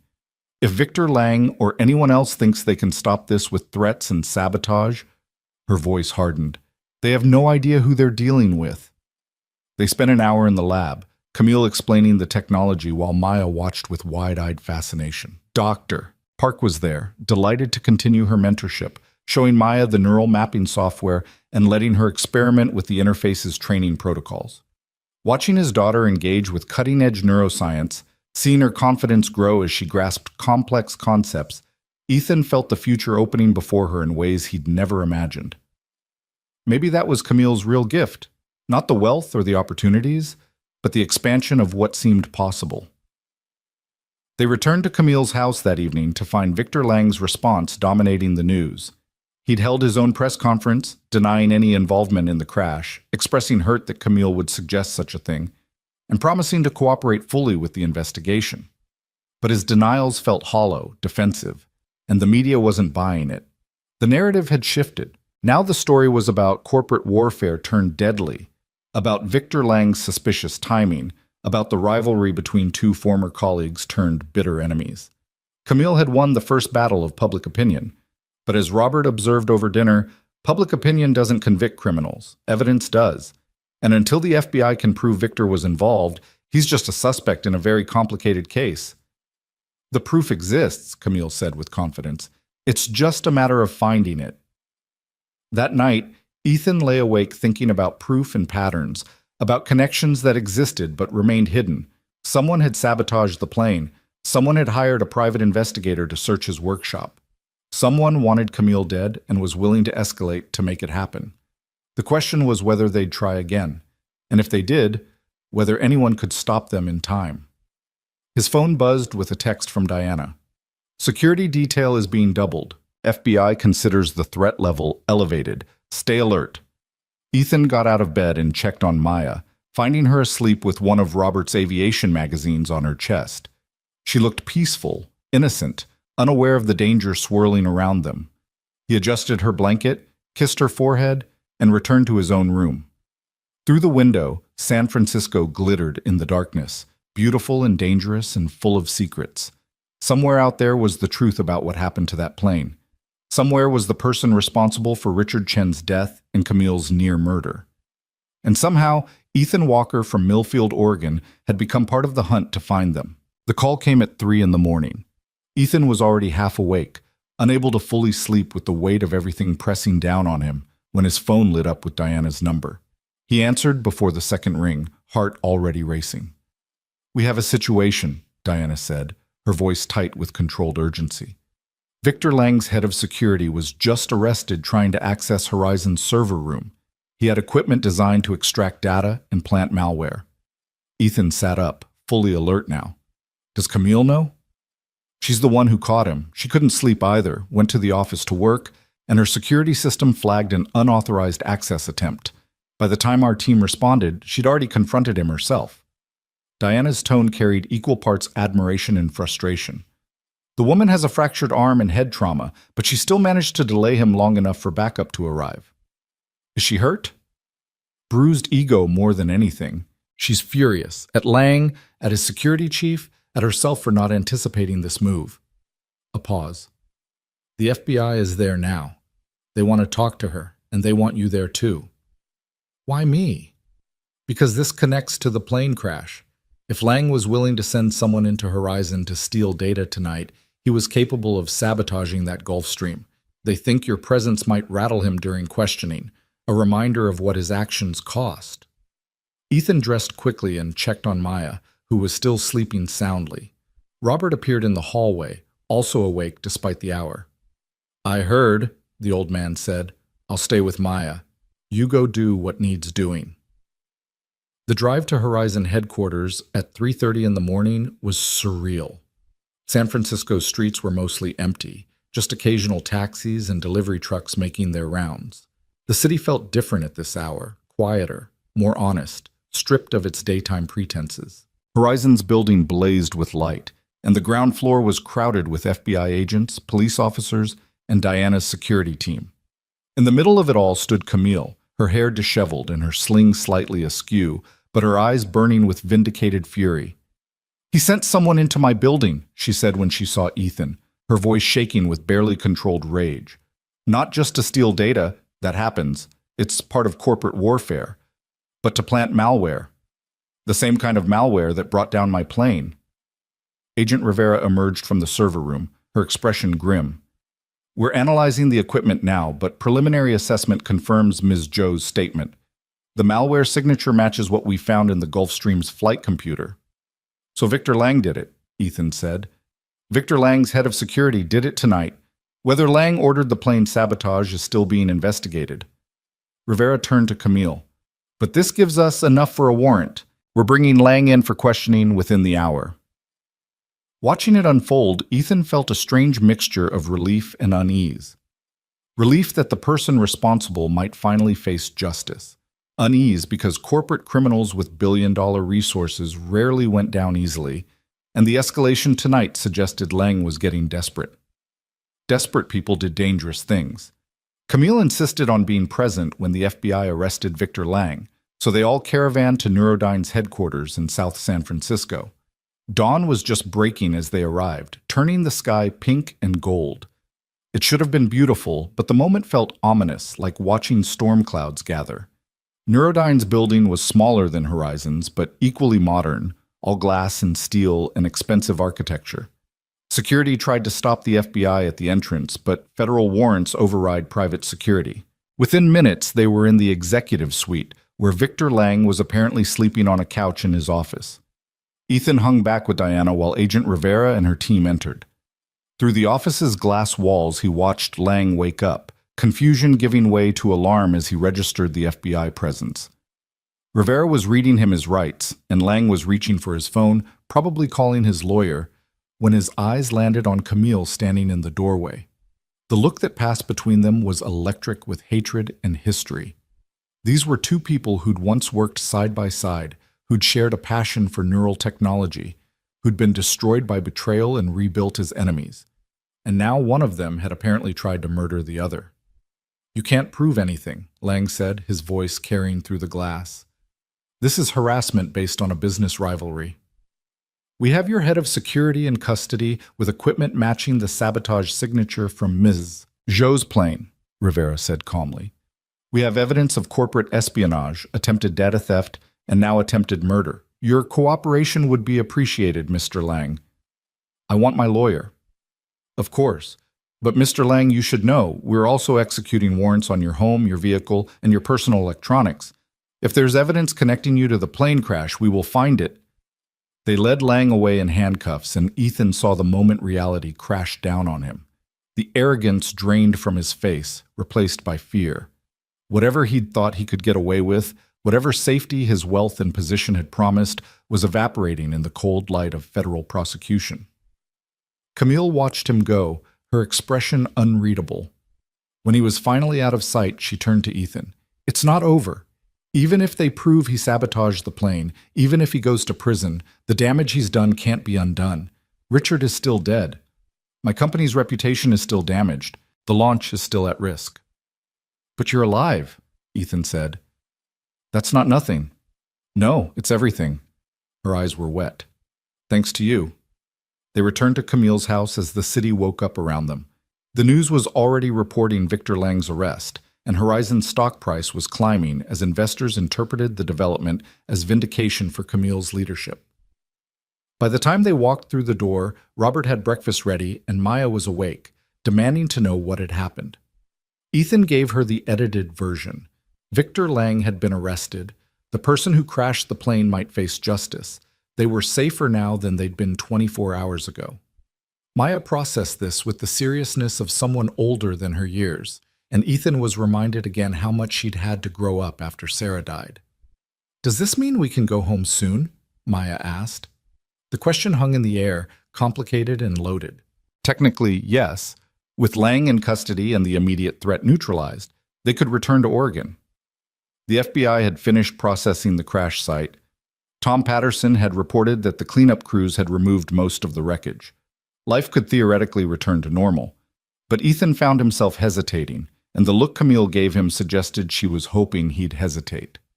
"Let's give it a few more days," he said. "Make sure everything's really settled." Maya's face fell slightly.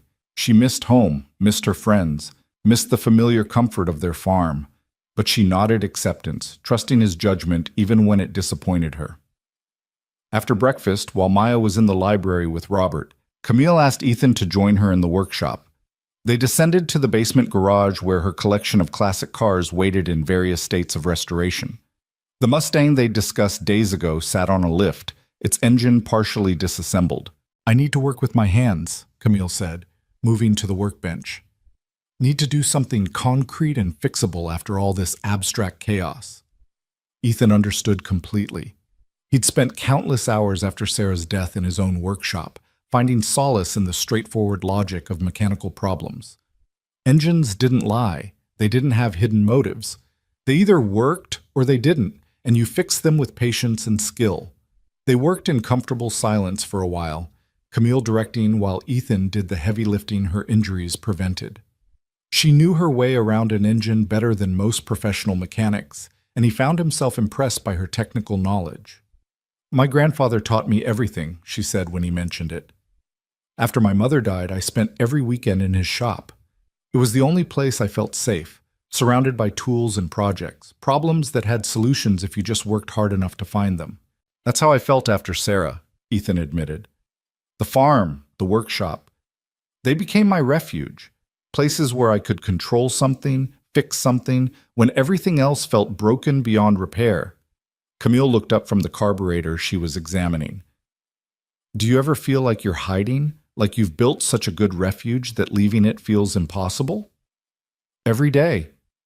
That's why this whole thing has been so hard for you. Not just the danger or the media attention, but being forced out of your safe place into a world you didn't choose. She set down the carburetor. I'm sorry about that. I know you didn't ask for any of this. I didn't ask to lose Sarah either.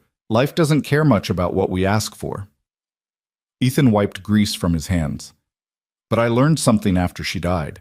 You can hide for a while, but eventually you have to decide if you're going to live again or just exist. Maya needs me to live, not just exist. What does living look like for you? Ethan thought about it. I'm not sure anymore.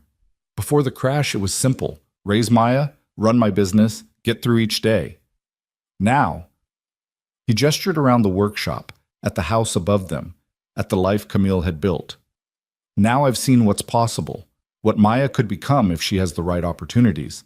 And I don't know how to give her that in Millfield. You don't have to figure it out today, Camille said gently. The offer stands, though. Horizon has a practical applications division that designs neural interfaces for industrial and mechanical use, assembly line optimization, vehicle control systems, advanced manufacturing. It needs someone who understands how technology translates to real-world conditions, someone with mechanical expertise and practical problem-solving skills. You're offering me a job. I'm offering you a possibility, a way forward that doesn't require choosing between your old life and Maya's future.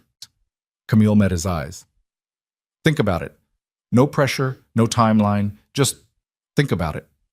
Before Ethan could respond, Diana appeared at the workshop door, her expression urgent. Turn on the news. Victor Lang just made bail. They rushed upstairs to find Robert and Maya already watching the television, where a reporter stood outside the federal courthouse. Behind her, Victor Lang was descending the steps, his lawyer at his side, looking defiant rather than defeated. Despite the severity of the charges, Lang's attorney successfully argued that he poses no flight risk and has deep ties to the community, the reporter was saying. Bail was set at $50 million, which Lang posted immediately. He's now free pending trial, though he'll be under house arrest with electronic monitoring. That's bullshit, Diana muttered. He should be in a cell. Camille's face had gone pale. He's out. He's actually out. Under house arrest, Ethan said, though he felt his own unease rising. With FBI monitoring, he can't do anything. He doesn't need to do anything himself. He has money, resources, people who'll do what he wants. Camille's hands were shaking. This isn't over. It's not even close to over.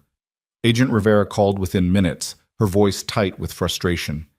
I know you're concerned about Lang's release. For what it's worth, we fought against bail, but his lawyers are good, and the judge determined he wasn't an immediate threat given the monitoring conditions. Not an immediate threat? Camille's voice rose. He tried to kill me once already. We can't prove that yet. We have evidence of corporate espionage and data theft. The plane sabotage connection is still circumstantial. Rivera sighed. I'm sorry, Ms. Joe. I know this isn't the outcome you wanted, but I promise we're building the strongest case possible. After the call ended, Camille paced her living room like a caged animal. Robert tried to calm her, but she was beyond calming, running on fear and fury and the adrenaline of knowing her would-be killer was free. I need to move up the launch, she said suddenly. Project Icarus. If we launch now before the trial, before Lang can interfere further, we prove that Horizon is strong, that nothing can stop us. That's insane, Diana said flatly. You're still recovering from major trauma. Your arm isn't healed. You need rest, not more stress. I need to win. If Lang wanted to kill me to stop Icarus, the best revenge is making sure Icarus succeeds despite him. Camille's eyes were fierce. Call the team. Tell them we're moving the launch to next week. Camille, next week, Diana. Make it happen. Diana looked at Ethan as if expecting him to talk sense into Camille, but Ethan understood what was driving her. After Sarah died, he'd thrown himself into work with the same desperate energy, trying to outrun grief and fear through sheer productivity. It hadn't been healthy, but it had kept him functional when everything else wanted to collapse. Okay, Diana finally said. I'll make it happen. But you're going to rest between now and then. Doctor's orders, Camille. You push too hard and you'll break. The next week passed in a blur of preparation. Camille worked 16-hour days despite everyone's protests, coordinating with her team to accelerate the launch timeline. Press releases went out. Invitations were sent to media, investors, medical professionals, potential patients. The launch event would be held at Horizon headquarters, with live demonstrations of Project Icarus and testimonials from volunteers who'd been using the technology in trials. Maya spent the week shadowing Dr. Park, learning about neural mapping and signal processing. Ethan watched his daughter absorb knowledge like a sponge, saw her confidence growing, saw the scientist she could become if given the chance. And he found himself seriously considering Camille's job offer. Could they make a life here? Could he leave Oregon, leave the farm that held so many memories of Sarah, and start over in this city of fog and innovation? Could he work for Horizon Technologies, designing practical applications for neural interfaces, being part of something bigger than himself? The questions haunted him, but he kept pushing them aside. First, they needed to get through the launch. Then he could think about the future. 3 days before the event, Agent Rivera requested another meeting. They gathered in Camille's study, Camille, Diana, Ethan, and the agent, for an update on the investigation. "We've been analyzing Lang's electronics, and we found something interesting," Rivera said. "Encrypted communications between Lang and someone using the handle Project Override. The encryption is sophisticated, but our tech team is working on cracking it." "What did the communications say?" Camille asked. "We don't know yet, but the timing is significant. They started 6 months ago, right around when Lang's third acquisition attempt failed, and they continued right up until the night before your plane crashed." "So he was planning this for months," Ethan said. "It appears so. But here's the concerning part. The last message from Project Override was sent yesterday, after Lang made bail." Rivera's expression was grave. "Whatever they're planning, it's not finished." The room went cold. Camille stood frozen, processing this new threat. Diana was already on her phone, presumably increasing security protocols, and Ethan felt the familiar weight of danger settling back onto his shoulders. "What was the message?" Camille asked quietly. Rivera hesitated, then decided they deserved to know. It said, "Plan B proceeds as discussed. Icarus must not launch." In the silence that followed, Ethan understood that Victor Lang wasn't just fighting a legal battle anymore. He was planning another attack, another attempt to stop Camille and destroy everything she'd built, and this time he knew they'd be watching for obvious moves. "We're canceling the launch," Diana said immediately. "No," Camille's voice was steel. "We're not giving him that satisfaction. Camille, be reasonable." "I'm being completely reasonable. This is exactly what Lang wants, to scare us into backing down, into delaying, into showing weakness. If we cancel now, he wins even without doing anything." Camille turned to Agent Rivera. "What's the FBI's recommendation?" "Officially, cancel or postpone until we've neutralized the threat." Rivera paused. "Unofficially? If you're determined to proceed, we can provide security. Plainclothes agents throughout the venue, monitoring all access points, ready to respond to any incident." "Then that's what we'll do," Camille said. "The launch happens as scheduled. We show the world that Horizon Technologies cannot be intimidated." They spent the next 2 days turning Horizon headquarters into a fortress. Security checkpoints multiplied. Every attendee would pass through metal detectors and biometric scanners. FBI agents would be positioned throughout the building. Diana's team would monitor all electronic systems for signs of tampering. And through it all, Camille worked on her presentation, perfecting every word, every slide, every demonstration. She was running on determination and coffee, her injuries still visible but her spirit unbreakable. The night before the launch, Ethan found her alone in the auditorium, staring at the stage where tomorrow she'd reveal the culmination of 15 years of work. She looked exhausted, vulnerable, more human than he'd seen her since the crash. "Are you scared?" he asked, sitting beside her. "Terrified," she admitted. "Not of Lang, not of whatever plan B he's cooked up, but of failing, of getting this close and somehow not being good enough, not smart enough, not prepared enough." She turned to him. "What if Icarus doesn't work as promised? What if I've been so focused on beating Lang that I've lost sight of the actual technology?" "Have you?" "I don't know. I don't think so. But doubt is a hell of a thing, Ethan. It whispers that everything you've built is one mistake away from collapse.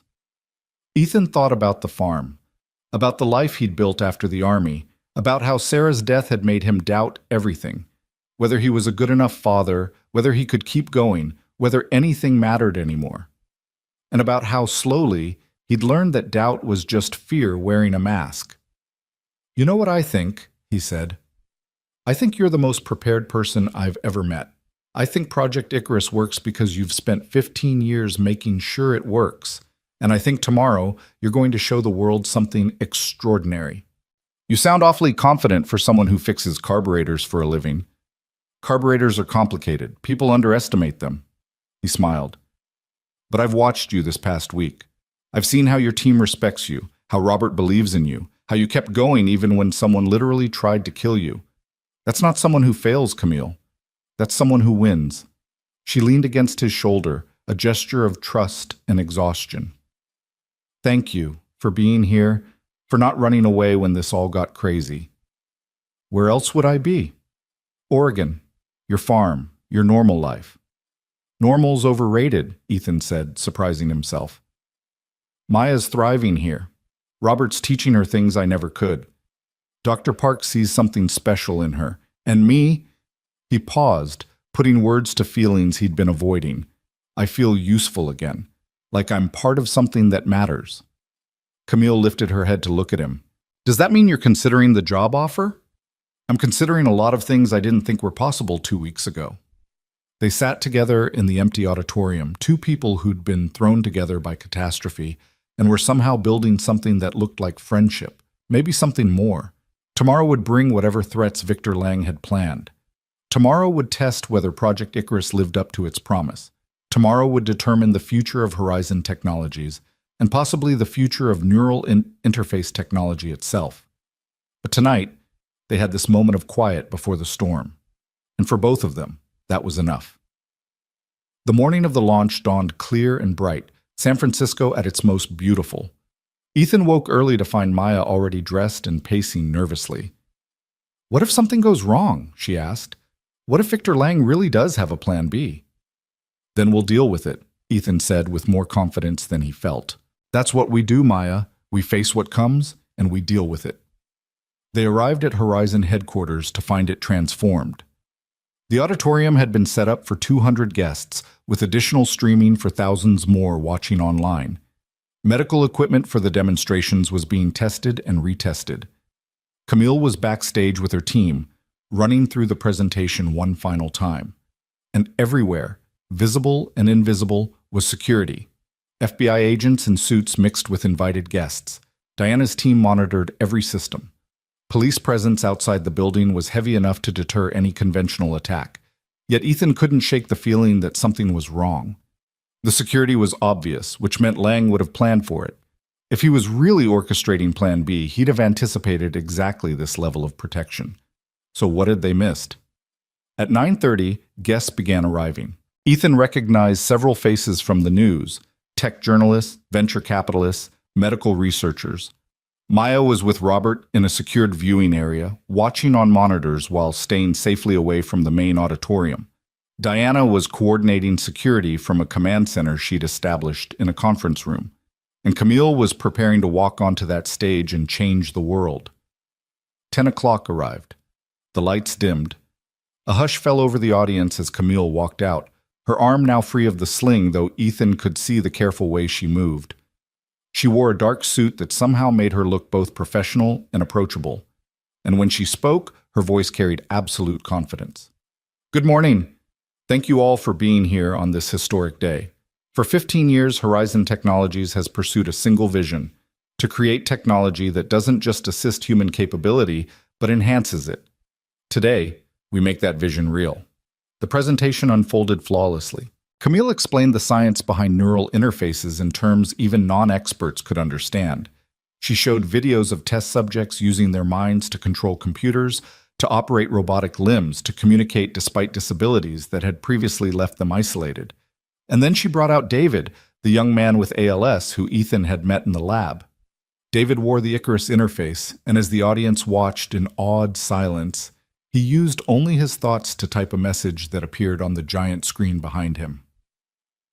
For years, ALS has been stealing my voice, my movement, my independence. Today, technology gives it all back. This is not science fiction. This is science fact. This is hope. The auditorium erupted in applause. Ethan, watching from the wings, felt tears prick his eyes. This was what Camille had been fighting for, not corporate dominance or personal victory, but this moment of a young man reclaiming his life through technology. Camille continued, demonstrating additional applications.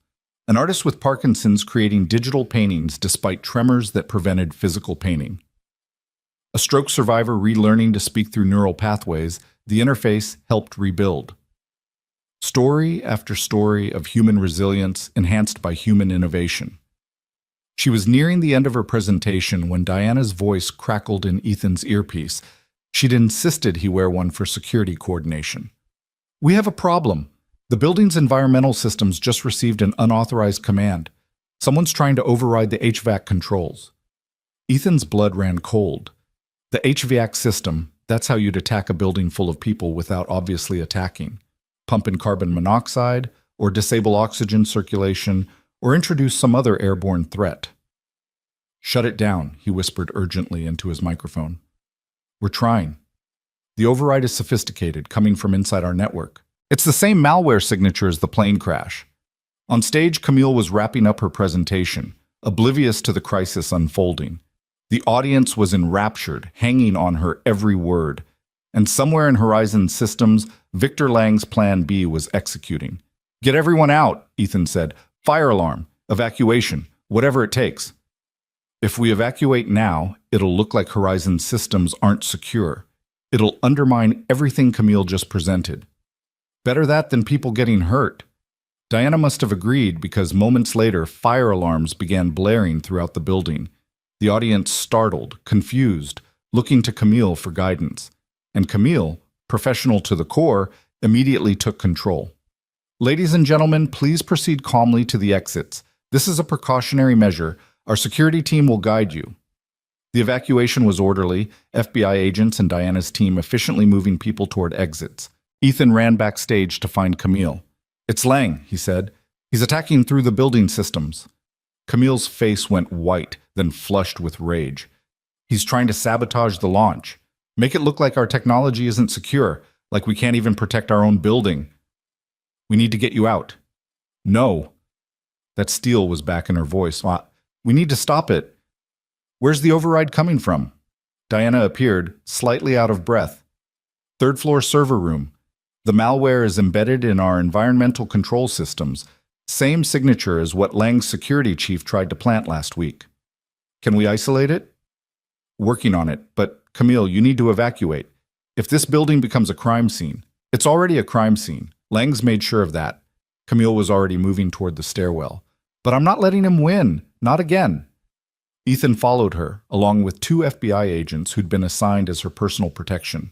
They climbed to the 3rd floor, where the server room hummed with banks of equipment and blinking lights. Horizon's IT team was frantically working to isolate the malware, but it was clearly proving difficult. "Talk to me," Camille said, approaching the lead technician. "It's replicating faster than we can contain it. Every time we shut down one infected system, it jumps to another. Whoever designed this knew our architecture intimately."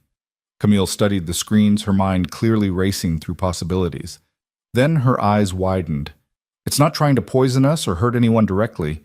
It's trying to corrupt our data. All the Project Icarus research, all our proprietary algorithms. If the malware reaches the main research servers, it'll destroy everything." "Can we physically disconnect the servers?" Ethan asked. "Not without potentially losing data that hasn't been backed up to off-site storage. We'd lose months of work." Camille moved to a workstation, her good hand flying over the keyboard. "But I can lock down the research partition manually, cut it off from the infected network." "Ms. Joe, that's not safe," one of the FBI agents warned. "If the malware detects what you're doing, it might escalate.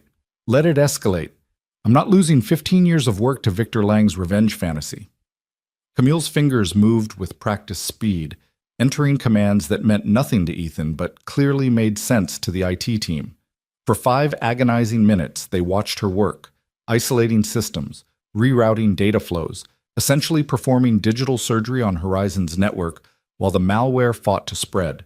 It was like watching a chess match played at lightning speed, each move countered, each strategy adapted in real time. Finally, Camille leaned back from the keyboard.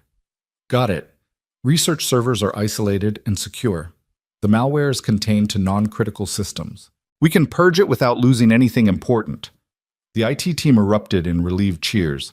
The FBI agents were already calling in the successful containment, and Diana was coordinating with the evacuation teams to allow people back into the building. But Camille just sat there staring at the screens, her hands shaking with delayed adrenaline. He tried again, she said quietly. Even after being arrested, even under house arrest, Victor found a way to attack. And he almost succeeded. Ethan put a hand on her shoulder. But he didn't. You stopped him, Camille. Again. For how long? How many times can I keep fighting this before I miss something, before he finds a vulnerability I didn't anticipate? She looked up at him, and for the first time since he'd met her, he saw genuine fear in her eyes. What if next time people get hurt? What if my determination to not back down costs someone their life? That's on Lang, not you. You're not responsible for his choices. But I'm responsible for the people who work here, who trust me, who believe in Horizon's mission. If something happens to them because I refuse to delay the launch... Her voice broke. I couldn't live with that, Ethan. The FBI spent the rest of the day processing the crime scene, documenting the malware attack, building their case against Victor Lang. His electronic monitoring had him at home during the attack, but the evidence clearly showed the malware was his work, or at least commissioned by him. It was another piece of the puzzle, another nail in the coffin of his defense, but the launch itself was in shambles. Half the invited guests had left after the evacuation.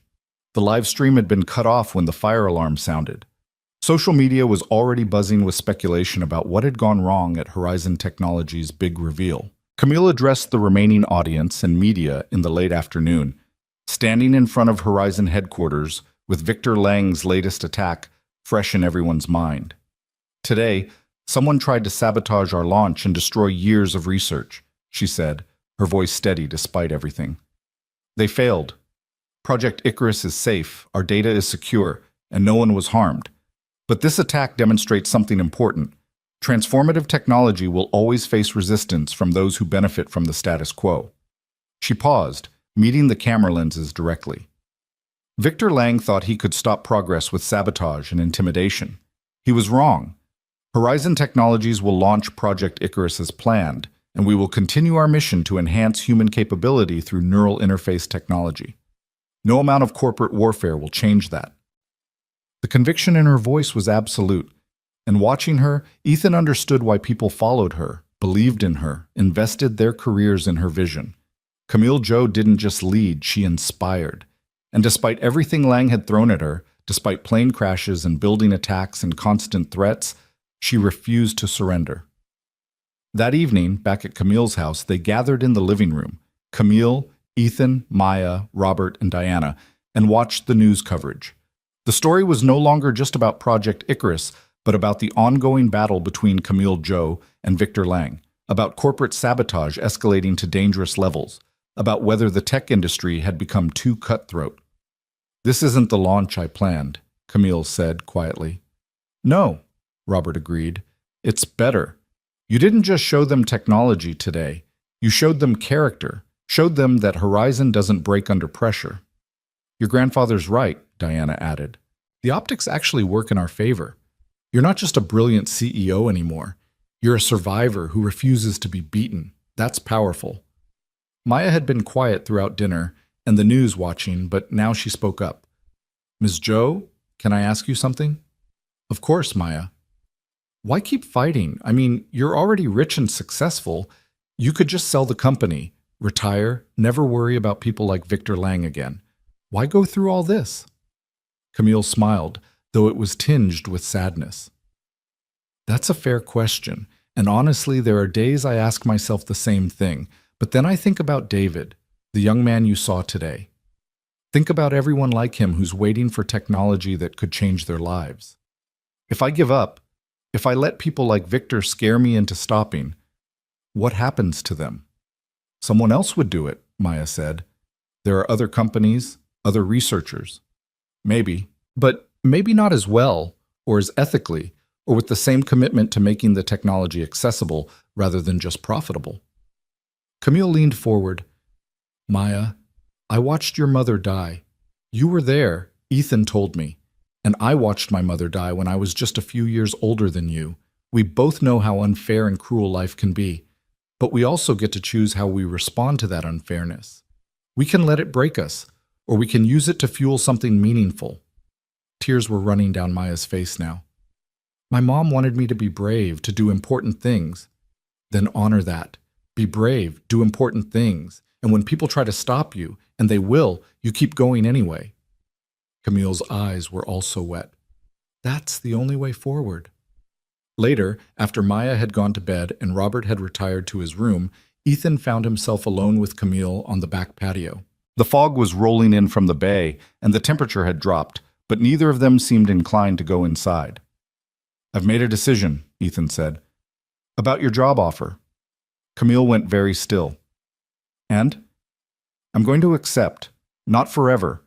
I want to keep the farm, maybe use it as a weekend place, somewhere Maya can stay connected to her roots. But I think we should try this. Living here, working for Horizon, seeing what's possible. He looked at her. If the offer's still open. It's open. It'll always be open. Camille's smile was radiant despite her exhaustion. Ethan, you have no idea how much this means to me. I think I do, but I have conditions. Name them. Maya's education comes first. Whatever opportunities Horizon provides, they don't interfere with her being a kid, having a normal childhood, all of that. And if Victor Lang or anyone else threatens her safety, we're gone. No discussion, no debate. Her safety is non-negotiable. Agreed. Absolutely agreed. Absolutely. Camille extended her good hand. Partners? Ethan took her hand, feeling the calluses that came from working on engines, from building things with her own hands. She wasn't just a billionaire CEO. She was someone who understood tools and effort and the satisfaction of making something work. Partners, he agreed. They stood together watching the fog consume the city, two people who'd been strangers 2 weeks ago and were now bound by shared trauma and mutual respect. The launch might have been sabotaged, but Project Icarus had survived. Victor Lang might still be fighting, but his legal options were dwindling. And Horizon Technologies had gained something unexpected, a mechanic from Oregon who'd become part of its story, part of its future. Whatever came next, trials, challenges, threats they couldn't yet imagine, they'd face it together. Because that's what you did when fate threw people together and gave them a reason to keep going. You kept going, together. And you didn't look back. 3 months later, Ethan stood in the doorway of his new office at Horizon Technologies and marveled at how completely his life had transformed.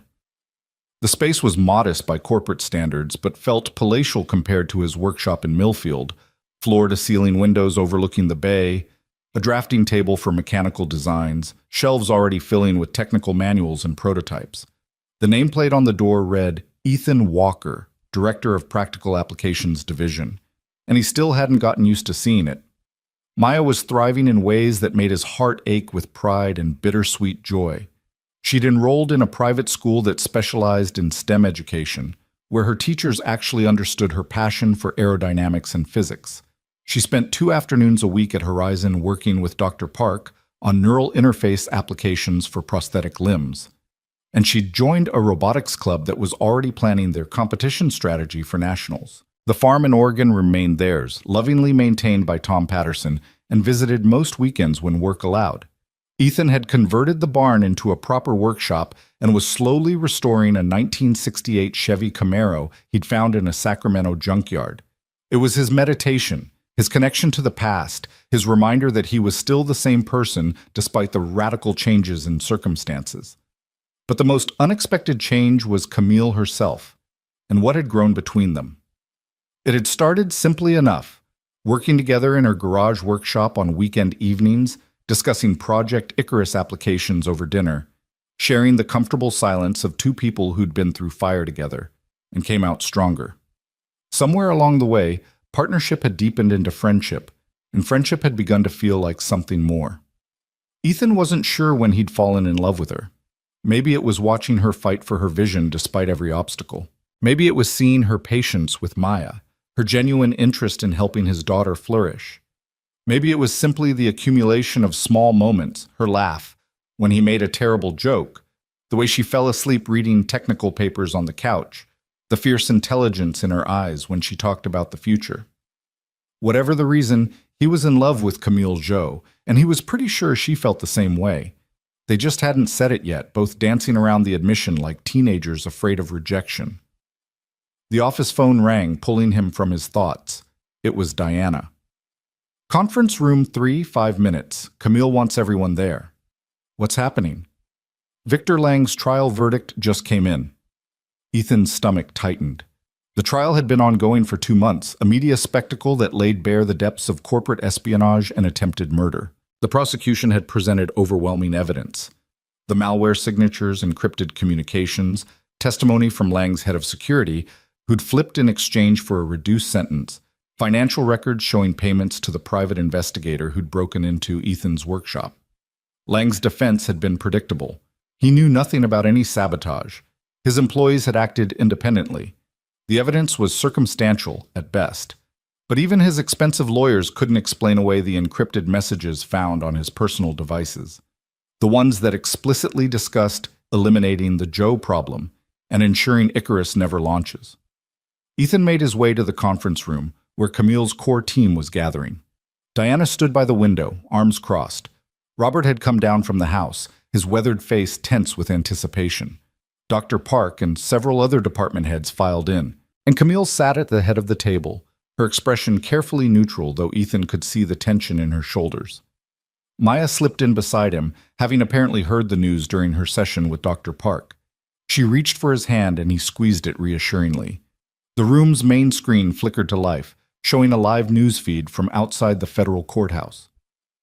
The reporter was mid-sentence when the courthouse doors opened and the jury foreman emerged, followed by attorneys, court officials, and finally Victor Lang himself, flanked by U.S. Marshals. "The verdict has been reached," the reporter said urgently. "We're getting confirmation now. Victor Lang has been found guilty on all counts. Corporate espionage, attempted murder, conspiracy to commit sabotage. He's facing up to 30 years in federal prison." The conference room erupted. Dr. Park was hugging her colleagues. Diana allowed herself a rare smile. Robert closed his eyes in relief. And Camille just sat there, motionless, as if she couldn't quite process that the nightmare was finally over. Ethan moved to her side and put a hand on her shoulder. She looked up at him, and her eyes were wet with tears she'd been holding back for months. "It's done," she whispered. "He can't hurt anyone anymore." No, he can't. On the screen, Victor Lang was being led away in handcuffs, his face a mask of rage and disbelief. The assembled media shouted questions, but he had nothing to say. His empire had crumbled, his reputation destroyed, his freedom forfeit. The man who'd tried to kill Camille Jo to stop her vision had instead ensured its triumph. The celebration that followed was subdued but genuine. Camille addressed her staff via company-wide video, thanking them for their loyalty during the crisis and promising that Horizon would continue to innovate and push boundaries. The stock price jumped 15% on the news. Medical groups and advocacy organizations issued statements applauding the verdict and expressing renewed hope for Project Icarus. But as the afternoon wore on, Ethan noticed Camille growing quieter, more withdrawn. When the office finally emptied and most people had gone home or out to celebrate, he found her alone in her private office, staring out at the darkening bay. "You okay?" he asked from the doorway. "I don't know. I thought I'd feel relieved, vindicated, something positive." She turned to face him. "But all I feel is sad. Richard is still dead. Those months of fear and fighting can't be erased. And Victor, despite everything, we were friends once. Seeing him led away in handcuffs, knowing he'll spend decades in prison." Her voice broke. "It's necessary. It's justice. But it's also tragic." Ethan entered the office and closed the door behind him. "You're allowed to feel complicated things about complicated situations. That doesn't make you weak or naive. I wanted to destroy him, Ethan. When I realized what he'd done, I wanted him to suffer. And now that he will suffer, I feel empty. Like the anger that sustained me for months has nowhere to go anymore." "So you let it go?" You acknowledge that justice was served, you honor Richard's memory by continuing the work he died protecting, and you move forward. Ethan moved closer. You don't have to fight anymore, Camille. You won. She laughed, but it was hollow. The trial is over, but the fight never really ends. There will be other competitors, other threats, other crises that require constant vigilance.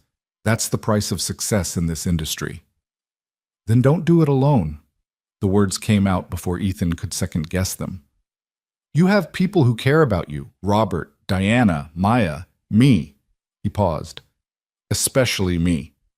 Camille looked at him, and something shifted in her expression. The careful CEO facade dropping away to reveal the woman beneath. Vulnerable, exhausted, but also hopeful. What are you saying? I'm saying that over the past 3 months, you've become more than my boss or my friend. You've become, he struggled for the right words, essential. To me, to Maya, to how I understand the world now. And I think maybe I've become important to you too. You have.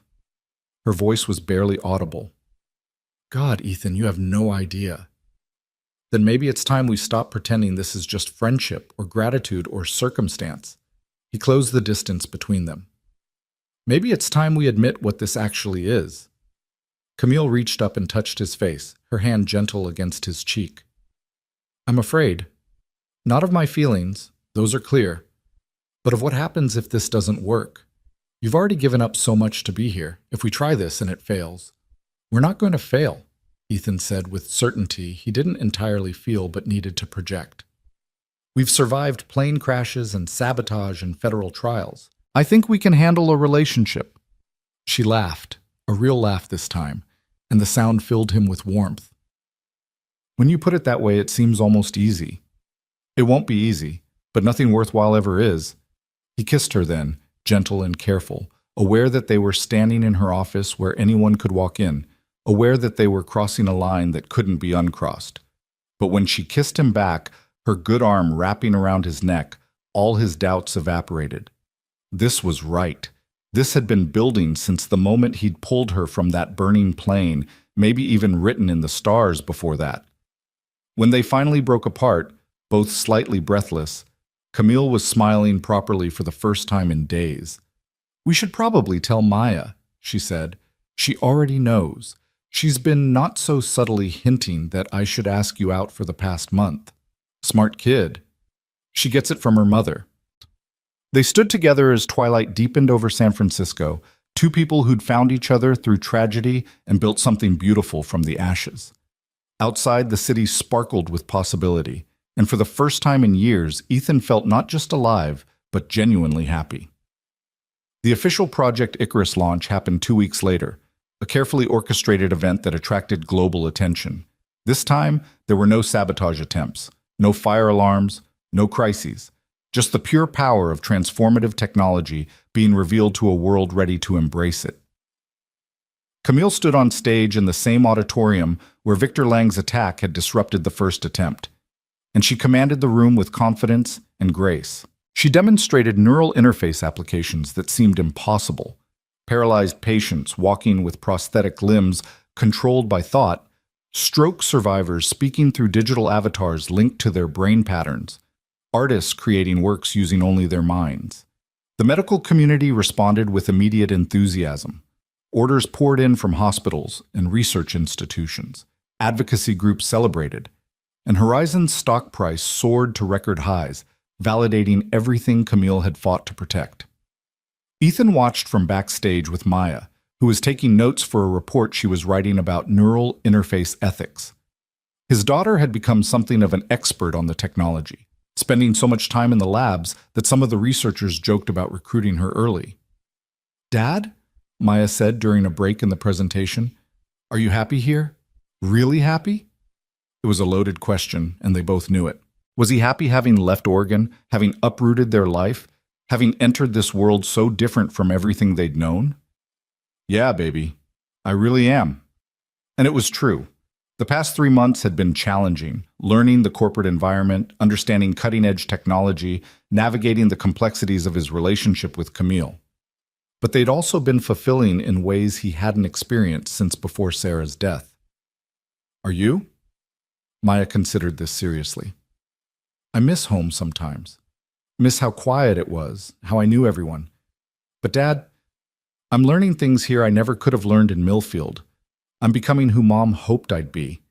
She looked up at him. I think she'd be proud of us for being brave enough to change. Ethan pulled her into a hug, his throat tight with emotion. She would be. She absolutely would be. After the launch, there was a reception for major donors and industry leaders. Ethan found himself navigating conversations with venture capitalists and tech executives, feeling increasingly comfortable in his role as Horizon's Practical Applications Director. His division was already working on industrial uses for neural interfaces, manufacturing automation that responded to workers' thoughts, vehicle control systems for disabled drivers, construction equipment operated with unprecedented precision. It was meaningful work that mattered, and he was good at it. His mechanical background combined with his military problem-solving experience made him uniquely qualified to bridge the gap between theoretical technology and real-world implementation. You're a natural at this, Camille said, appearing at his elbow during the reception. She looked radiant in a dark blue dress, her arm finally freed from all medical supports, though she still favored it slightly. I'm faking it pretty well, at least. That's what everyone here is doing. The trick is having the confidence to fake it convincingly. She smiled. But you're not faking it anymore, Ethan. You belong here. Your team respects you, your projects are ahead of schedule, and you just closed a deal with Boeing for aviation interface applications. About that, I wanted to talk to you about something. Ethan guided her to a quieter corner of the reception hall. Boeing wants to develop neural interfaces for commercial pilots, better reaction times, reduced error rates, enhanced situational awareness. But given what happened to Richard, he didn't need to finish. Camille's expression had already clouded with complicated emotions. The irony of developing technology for pilots when a plane crash had started this entire journey wasn't lost on either of them. If we do it right, Camille said slowly, we could prevent crashes like Richard's. Make aviation safer for everyone. That would be a worthy legacy, wouldn't it? Turning that tragedy into something that saves lives? I think so, but I wanted to make sure you were comfortable with it before I moved forward. Camille took his hand, not caring who might see. Move forward. Richard would want his death to mean something. This is how we make it mean something. As the reception wound down and guests began departing, Camille made an announcement that surprised everyone except Diana and Robert, who clearly already knew what was coming. Before you all leave, I have one more piece of news to share. Effective immediately, I'm creating a new executive position at Horizon Technologies, Chief Operating Officer. This person will oversee day-to-day operations, manage our growing divisions, and help ensure we scale sustainably as Project Icarus enters the global market. She paused for effect. I'm pleased to announce that Diana Chen has agreed to take on this role. The applause was immediate and enthusiastic. Diana looked simultaneously honored and terrified, which Ethan understood completely. Running security was one thing. Running operations for a multi-billion-dollar company was something else entirely. But if anyone could do it, Diana could. She was brilliant, loyal, and understood Horizon's culture better than almost anyone. After the announcement, Ethan found Diana near the bar, nursing a whiskey. Congratulations, Madam COU. Thanks. I think. Diana took a long sip. Camille's lost her mind, promoting her security chief to executive leadership. She's promoting someone she trusts completely who has repeatedly demonstrated judgment under pressure. That's not losing her mind. That's being smart. Diana smiled slightly. You're good for her, you know. Camille, I mean. Since you've been together, she's been lighter, more balanced. She still works too hard, but she's not destroying herself anymore. She's good for me too, for Maya, for both of us. Ethan watched Camille across the room, surrounded by congratulatory well-wishers. I didn't think I'd ever feel this way again after Sarah. Didn't think I deserved to. Life doesn't work on deserving. It works on showing up and being open when opportunities present themselves. Diana finished her whiskey. You showed up that night in Oregon. You pulled her from the fire. Everything else follows from that choice. The weeks that followed settled into something resembling normalcy. If normal could include dating a billionaire CEO while working for her company and co-parenting a precocious 12-year-old who was simultaneously thrilled and mortified by the whole situation. Ethan and Camille were careful about their relationship at work, maintaining professional boundaries during business hours. But evenings at her house, their house, as she'd started calling it, were different. They cooked dinner together, worked in the garage on the Mustang restoration, watched Maya and Robert play chess with increasingly competitive intensity. It felt like family. Not the family Ethan had lost, but a new configuration that honored the past while embracing the future. Sarah would always be Maya's mother, would always be the love that shaped Ethan's younger life. But Camille was something different, a partner for who he was becoming, not who he'd been. One Saturday afternoon in late spring, 6 months after the crash, Ethan drove Maya and Camille to Oregon. They'd planned a weekend at the farm, a chance to check on the property, and for Camille to see the place where everything had started. The drive up Interstate 5 took them through changing landscapes, San Francisco's urban density giving way to agricultural valleys, then the rolling hills of southern Oregon, finally arriving at the familiar roads around Millfield.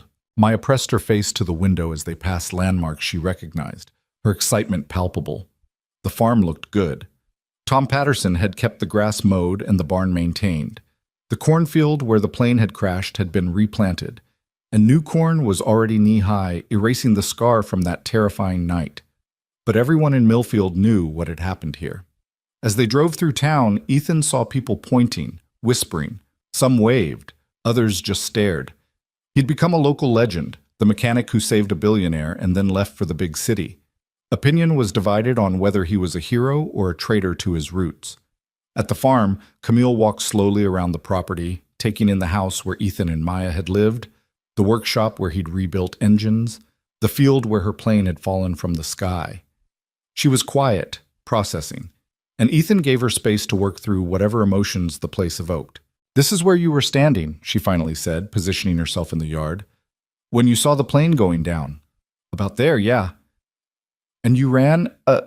She traced the path with her eyes, across the yard, through the field, to the wreckage. "I didn't really think about it. Just moved."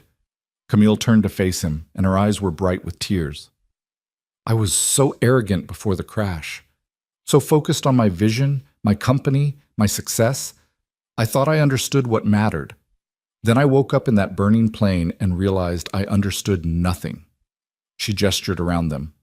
"This place, this quiet farm in Oregon, this is where my life was saved, where I was given a second chance by someone who didn't know me, didn't owe me anything, just believed that life was worth saving." Any life is worth saving? Not everyone lives that way. Most people calculate, is the risk worth it? What do I gain? What might I lose? You didn't calculate, you just acted. She moved closer to him, "That's extraordinary, Ethan, and I'm so grateful that the universe put me in your path." They stood together in the afternoon sun, and Ethan thought about fate and choice, about how one decision made in fear and instinct had cascaded into everything that came after. If he'd hesitated that night, if he'd stayed in the house with Maya, Camille would have died. Horizon Technologies would have collapsed into corporate warfare. Project Icarus might have been delayed or destroyed, and he and Maya would still be here in Millfield, going through the motions of life without really living it. Instead, they'd found purpose, found family, found futures they hadn't imagined were possible. That evening, they had dinner at the farmhouse. Nothing fancy, just burgers on the grill and corn from Tom's garden. Robert had driven up separately and regaled them with stories about Camille as a child, much to her embarrassment and everyone else's delight. "She was always taking things apart," Robert said, gesturing with his beer. "Radios, toasters, my lawnmower engine one memorable afternoon. Her grandmother would find pieces scattered all over the garage." "I was learning," Camille protested. "You were terrorizing perfectly good appliances." But Robert's voice was full of love. "Even then, you couldn't accept that something worked without understanding how and why. That curiosity is what made you who you are." Maya was listening intently, and Ethan could see her relating to those childhood stories.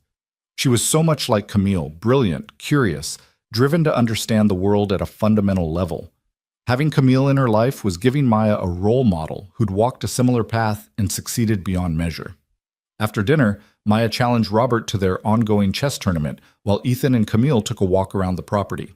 The sun was setting, painting the sky in shades of orange and pink that reminded Ethan of the fire from that first night. "I've been thinking about something," Camille said as they walked. "About the future, about where we're headed." Ethan felt a flutter of nervousness. "Okay." "This past 6 months have been incredible. Getting to know you and Maya, building this relationship, seeing what we could become together. But I'm very aware that we rushed into this because of extraordinary circumstances.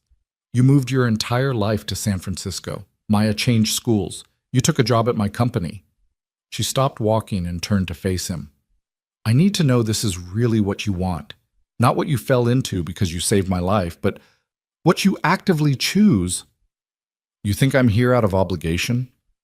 "I think gratitude and love can look similar from certain angles. I think you're a good man who might feel responsible for me because of how we met, and I need to know—" Her voice wavered. "I need to know if you love me, Ethan. Really love me. Not the idea of me, not the circumstances that brought us together, but me." Ethan took her hands, holding them gently. "Camille, I love Sarah with everything I had. When she died, I thought that was it, one great love per lifetime, and I'd had mine. I wasn't looking for this, wasn't expecting it. But then you came into my life, and you were brilliant and fierce and vulnerable and strong, and somewhere along the way, I fell completely in love with you." He paused, making sure she heard every word. "Not because you're rich or successful or beautiful, though you're all those things, but because of who you are when all of that is stripped away. The woman who works on cars with grease under her fingernails, who checks on Maya's homework even though she's not her mother, who cried when David spoke through the neural interface. That's who I love." Tears were streaming down Camille's face now. "I love you too. So much that it terrifies me. I've built my entire adult life around being independent, not needing anyone. And then you showed up and changed everything." He kissed her then, soft and sweet, as the Oregon sunset painted the world in fire around them.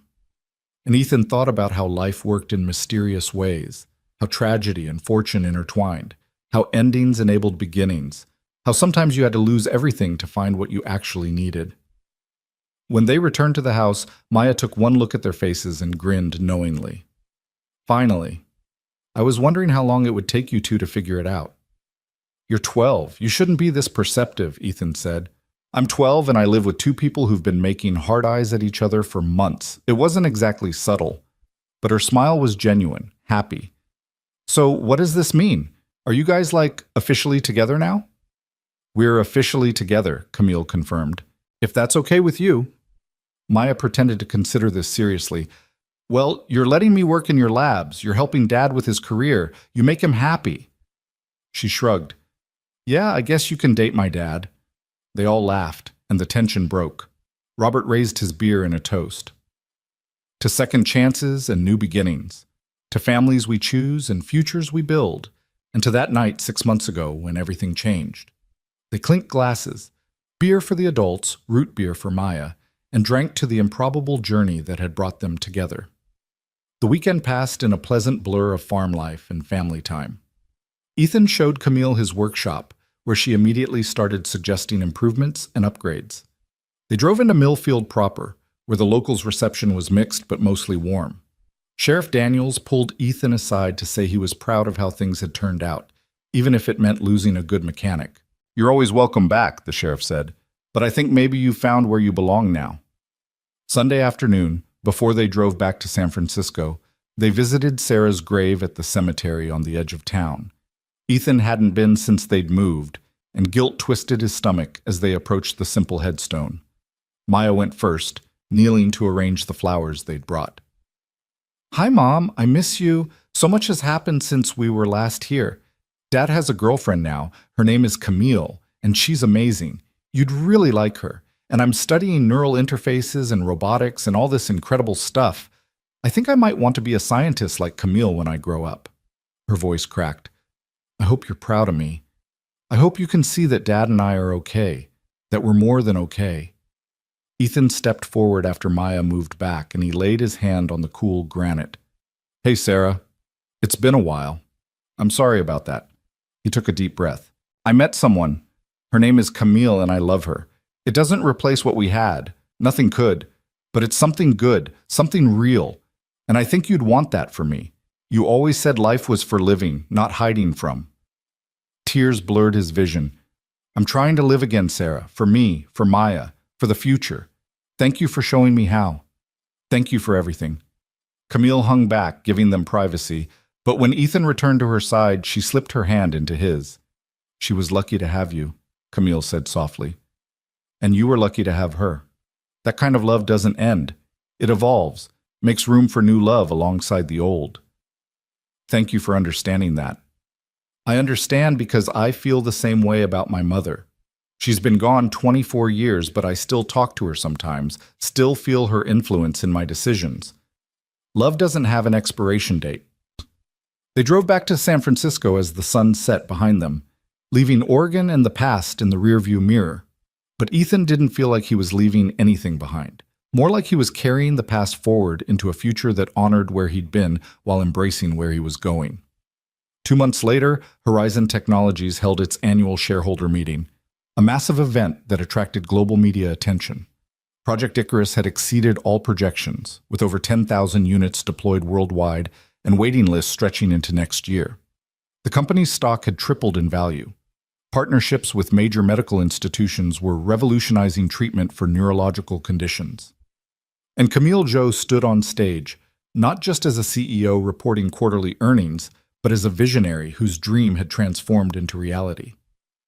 This year has been extraordinary for Horizon Technologies, she told the assembled shareholders. But more importantly, it's been extraordinary for the thousands of people whose lives have been changed by Project Icarus. People who can walk again, speak again, create again. People who refuse to accept limitations and instead chose to expand possibilities. She paused, and her eyes found Ethan in the audience. I've learned something profound this year. Technology alone doesn't change the world. People do. Courage does. The willingness to act when action is required, to show compassion when it's needed, to stand up when standing up matters. 6 months ago, someone tried to kill me to stop this vision. They failed, not because of technology or wealth or power, but because of basic human decency. Because a mechanic from Oregon ran into a burning plane when any rational calculation said he shouldn't. That courage, that's what changes the world. The applause was thunderous, and Ethan felt his face burning with embarrassment as cameras swiveled toward him. But Camille wasn't done. I'm also pleased to announce a new initiative, the Richard Chen Memorial Fund for Aviation Safety.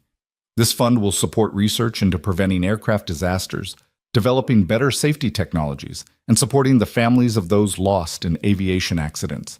Because every life matters. Every loss teaches us. And every tragedy should push us toward a safer, better future. More applause, this time tinged with emotion.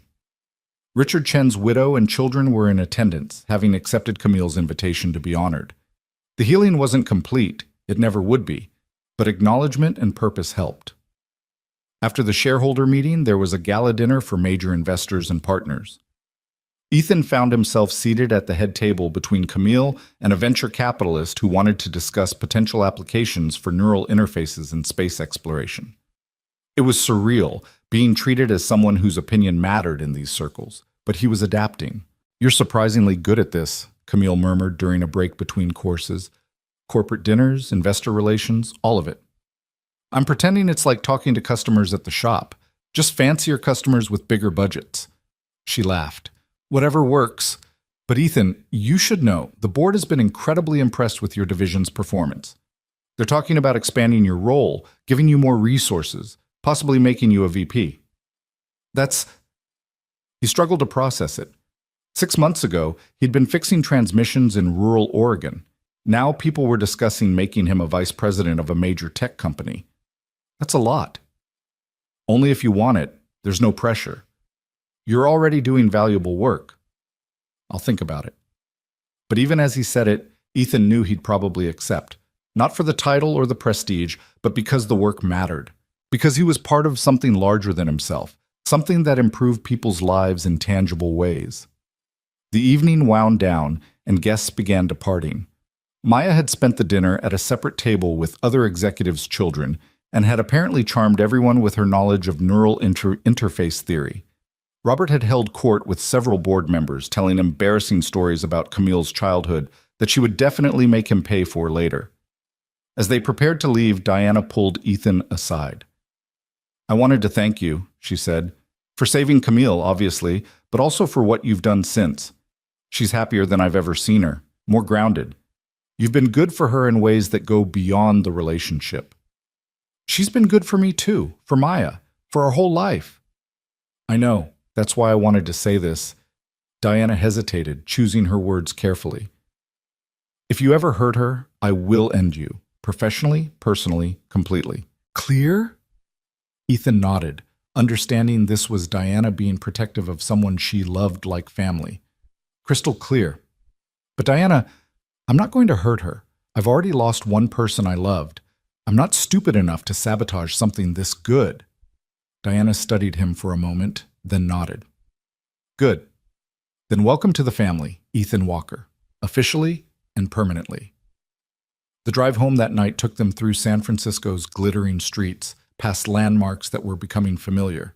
The Golden Gate Bridge lit against the night sky, the Transamerica Pyramid marking downtown, the bay reflecting city lights like scattered diamonds. "I've been thinking," Camille said as they drove, "about the future, about what comes next for us."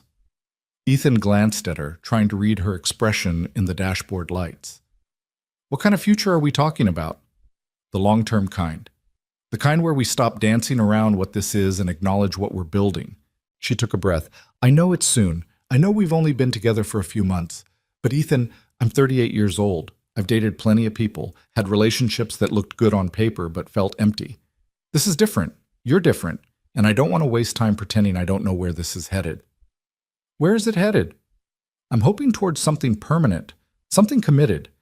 You, me, Maya, Robert, a real family, not just people who happen to share space."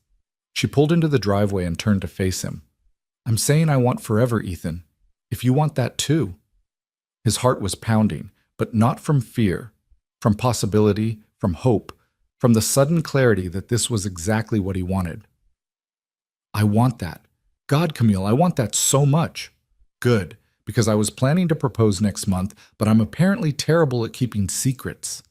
She pulled a small box from her purse, and Ethan realized with shock that she was serious. "Ethan Walker, you ran into fire to save my life, and in doing so, you saved it in ways you couldn't have imagined.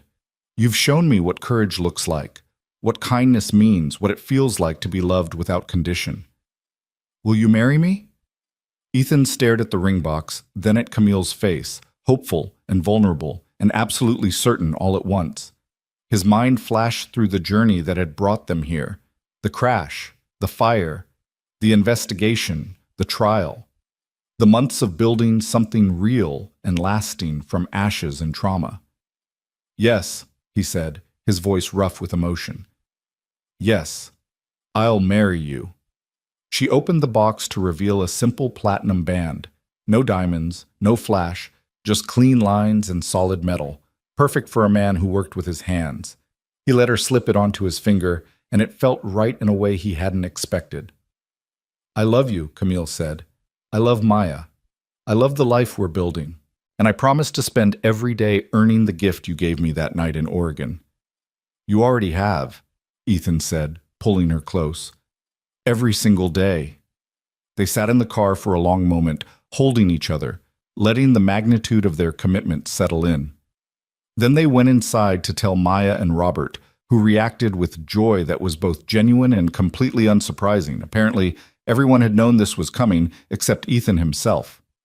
The wedding was held 3 months later at the farm in Oregon, a small ceremony that brought together both sides of Ethan's life, the rural Oregon community that had raised him and the San Francisco tech world that had embraced him. Sheriff Daniels officiated, having gotten ordained online specifically for the occasion. Tom Patterson and Kelly Morrison stood up as witnesses. The reception was held in a tent in the same field where Camille's plane had crashed, transforming the site of tragedy into a celebration of love and new beginnings. Maya served as maid of honor, wearing a dress she'd picked out with Camille's help, and giving a toast that made everyone cry. "When my mom died, I thought our family was over," she said. her voice carrying across the tent. I thought it would just be Dad and me forever, trying to hold on to what we'd lost. But then Camille literally fell from the sky, and Dad ran into fire to save her, and somehow that became the best thing that ever happened to us. She raised her glass. To Camille and Dad, to second chances, to families that grow in unexpected ways, and to Mom, who I know is watching and smiling because her wish for us to be happy finally came true. The celebration lasted into the night, farm and city blending seamlessly. Robert teaching line dancing to tech executives, Diana showing Maya's friends some basic self-defense moves. Dr. Park engaged in animated discussion with Tom Patterson about agricultural automation using neural interfaces.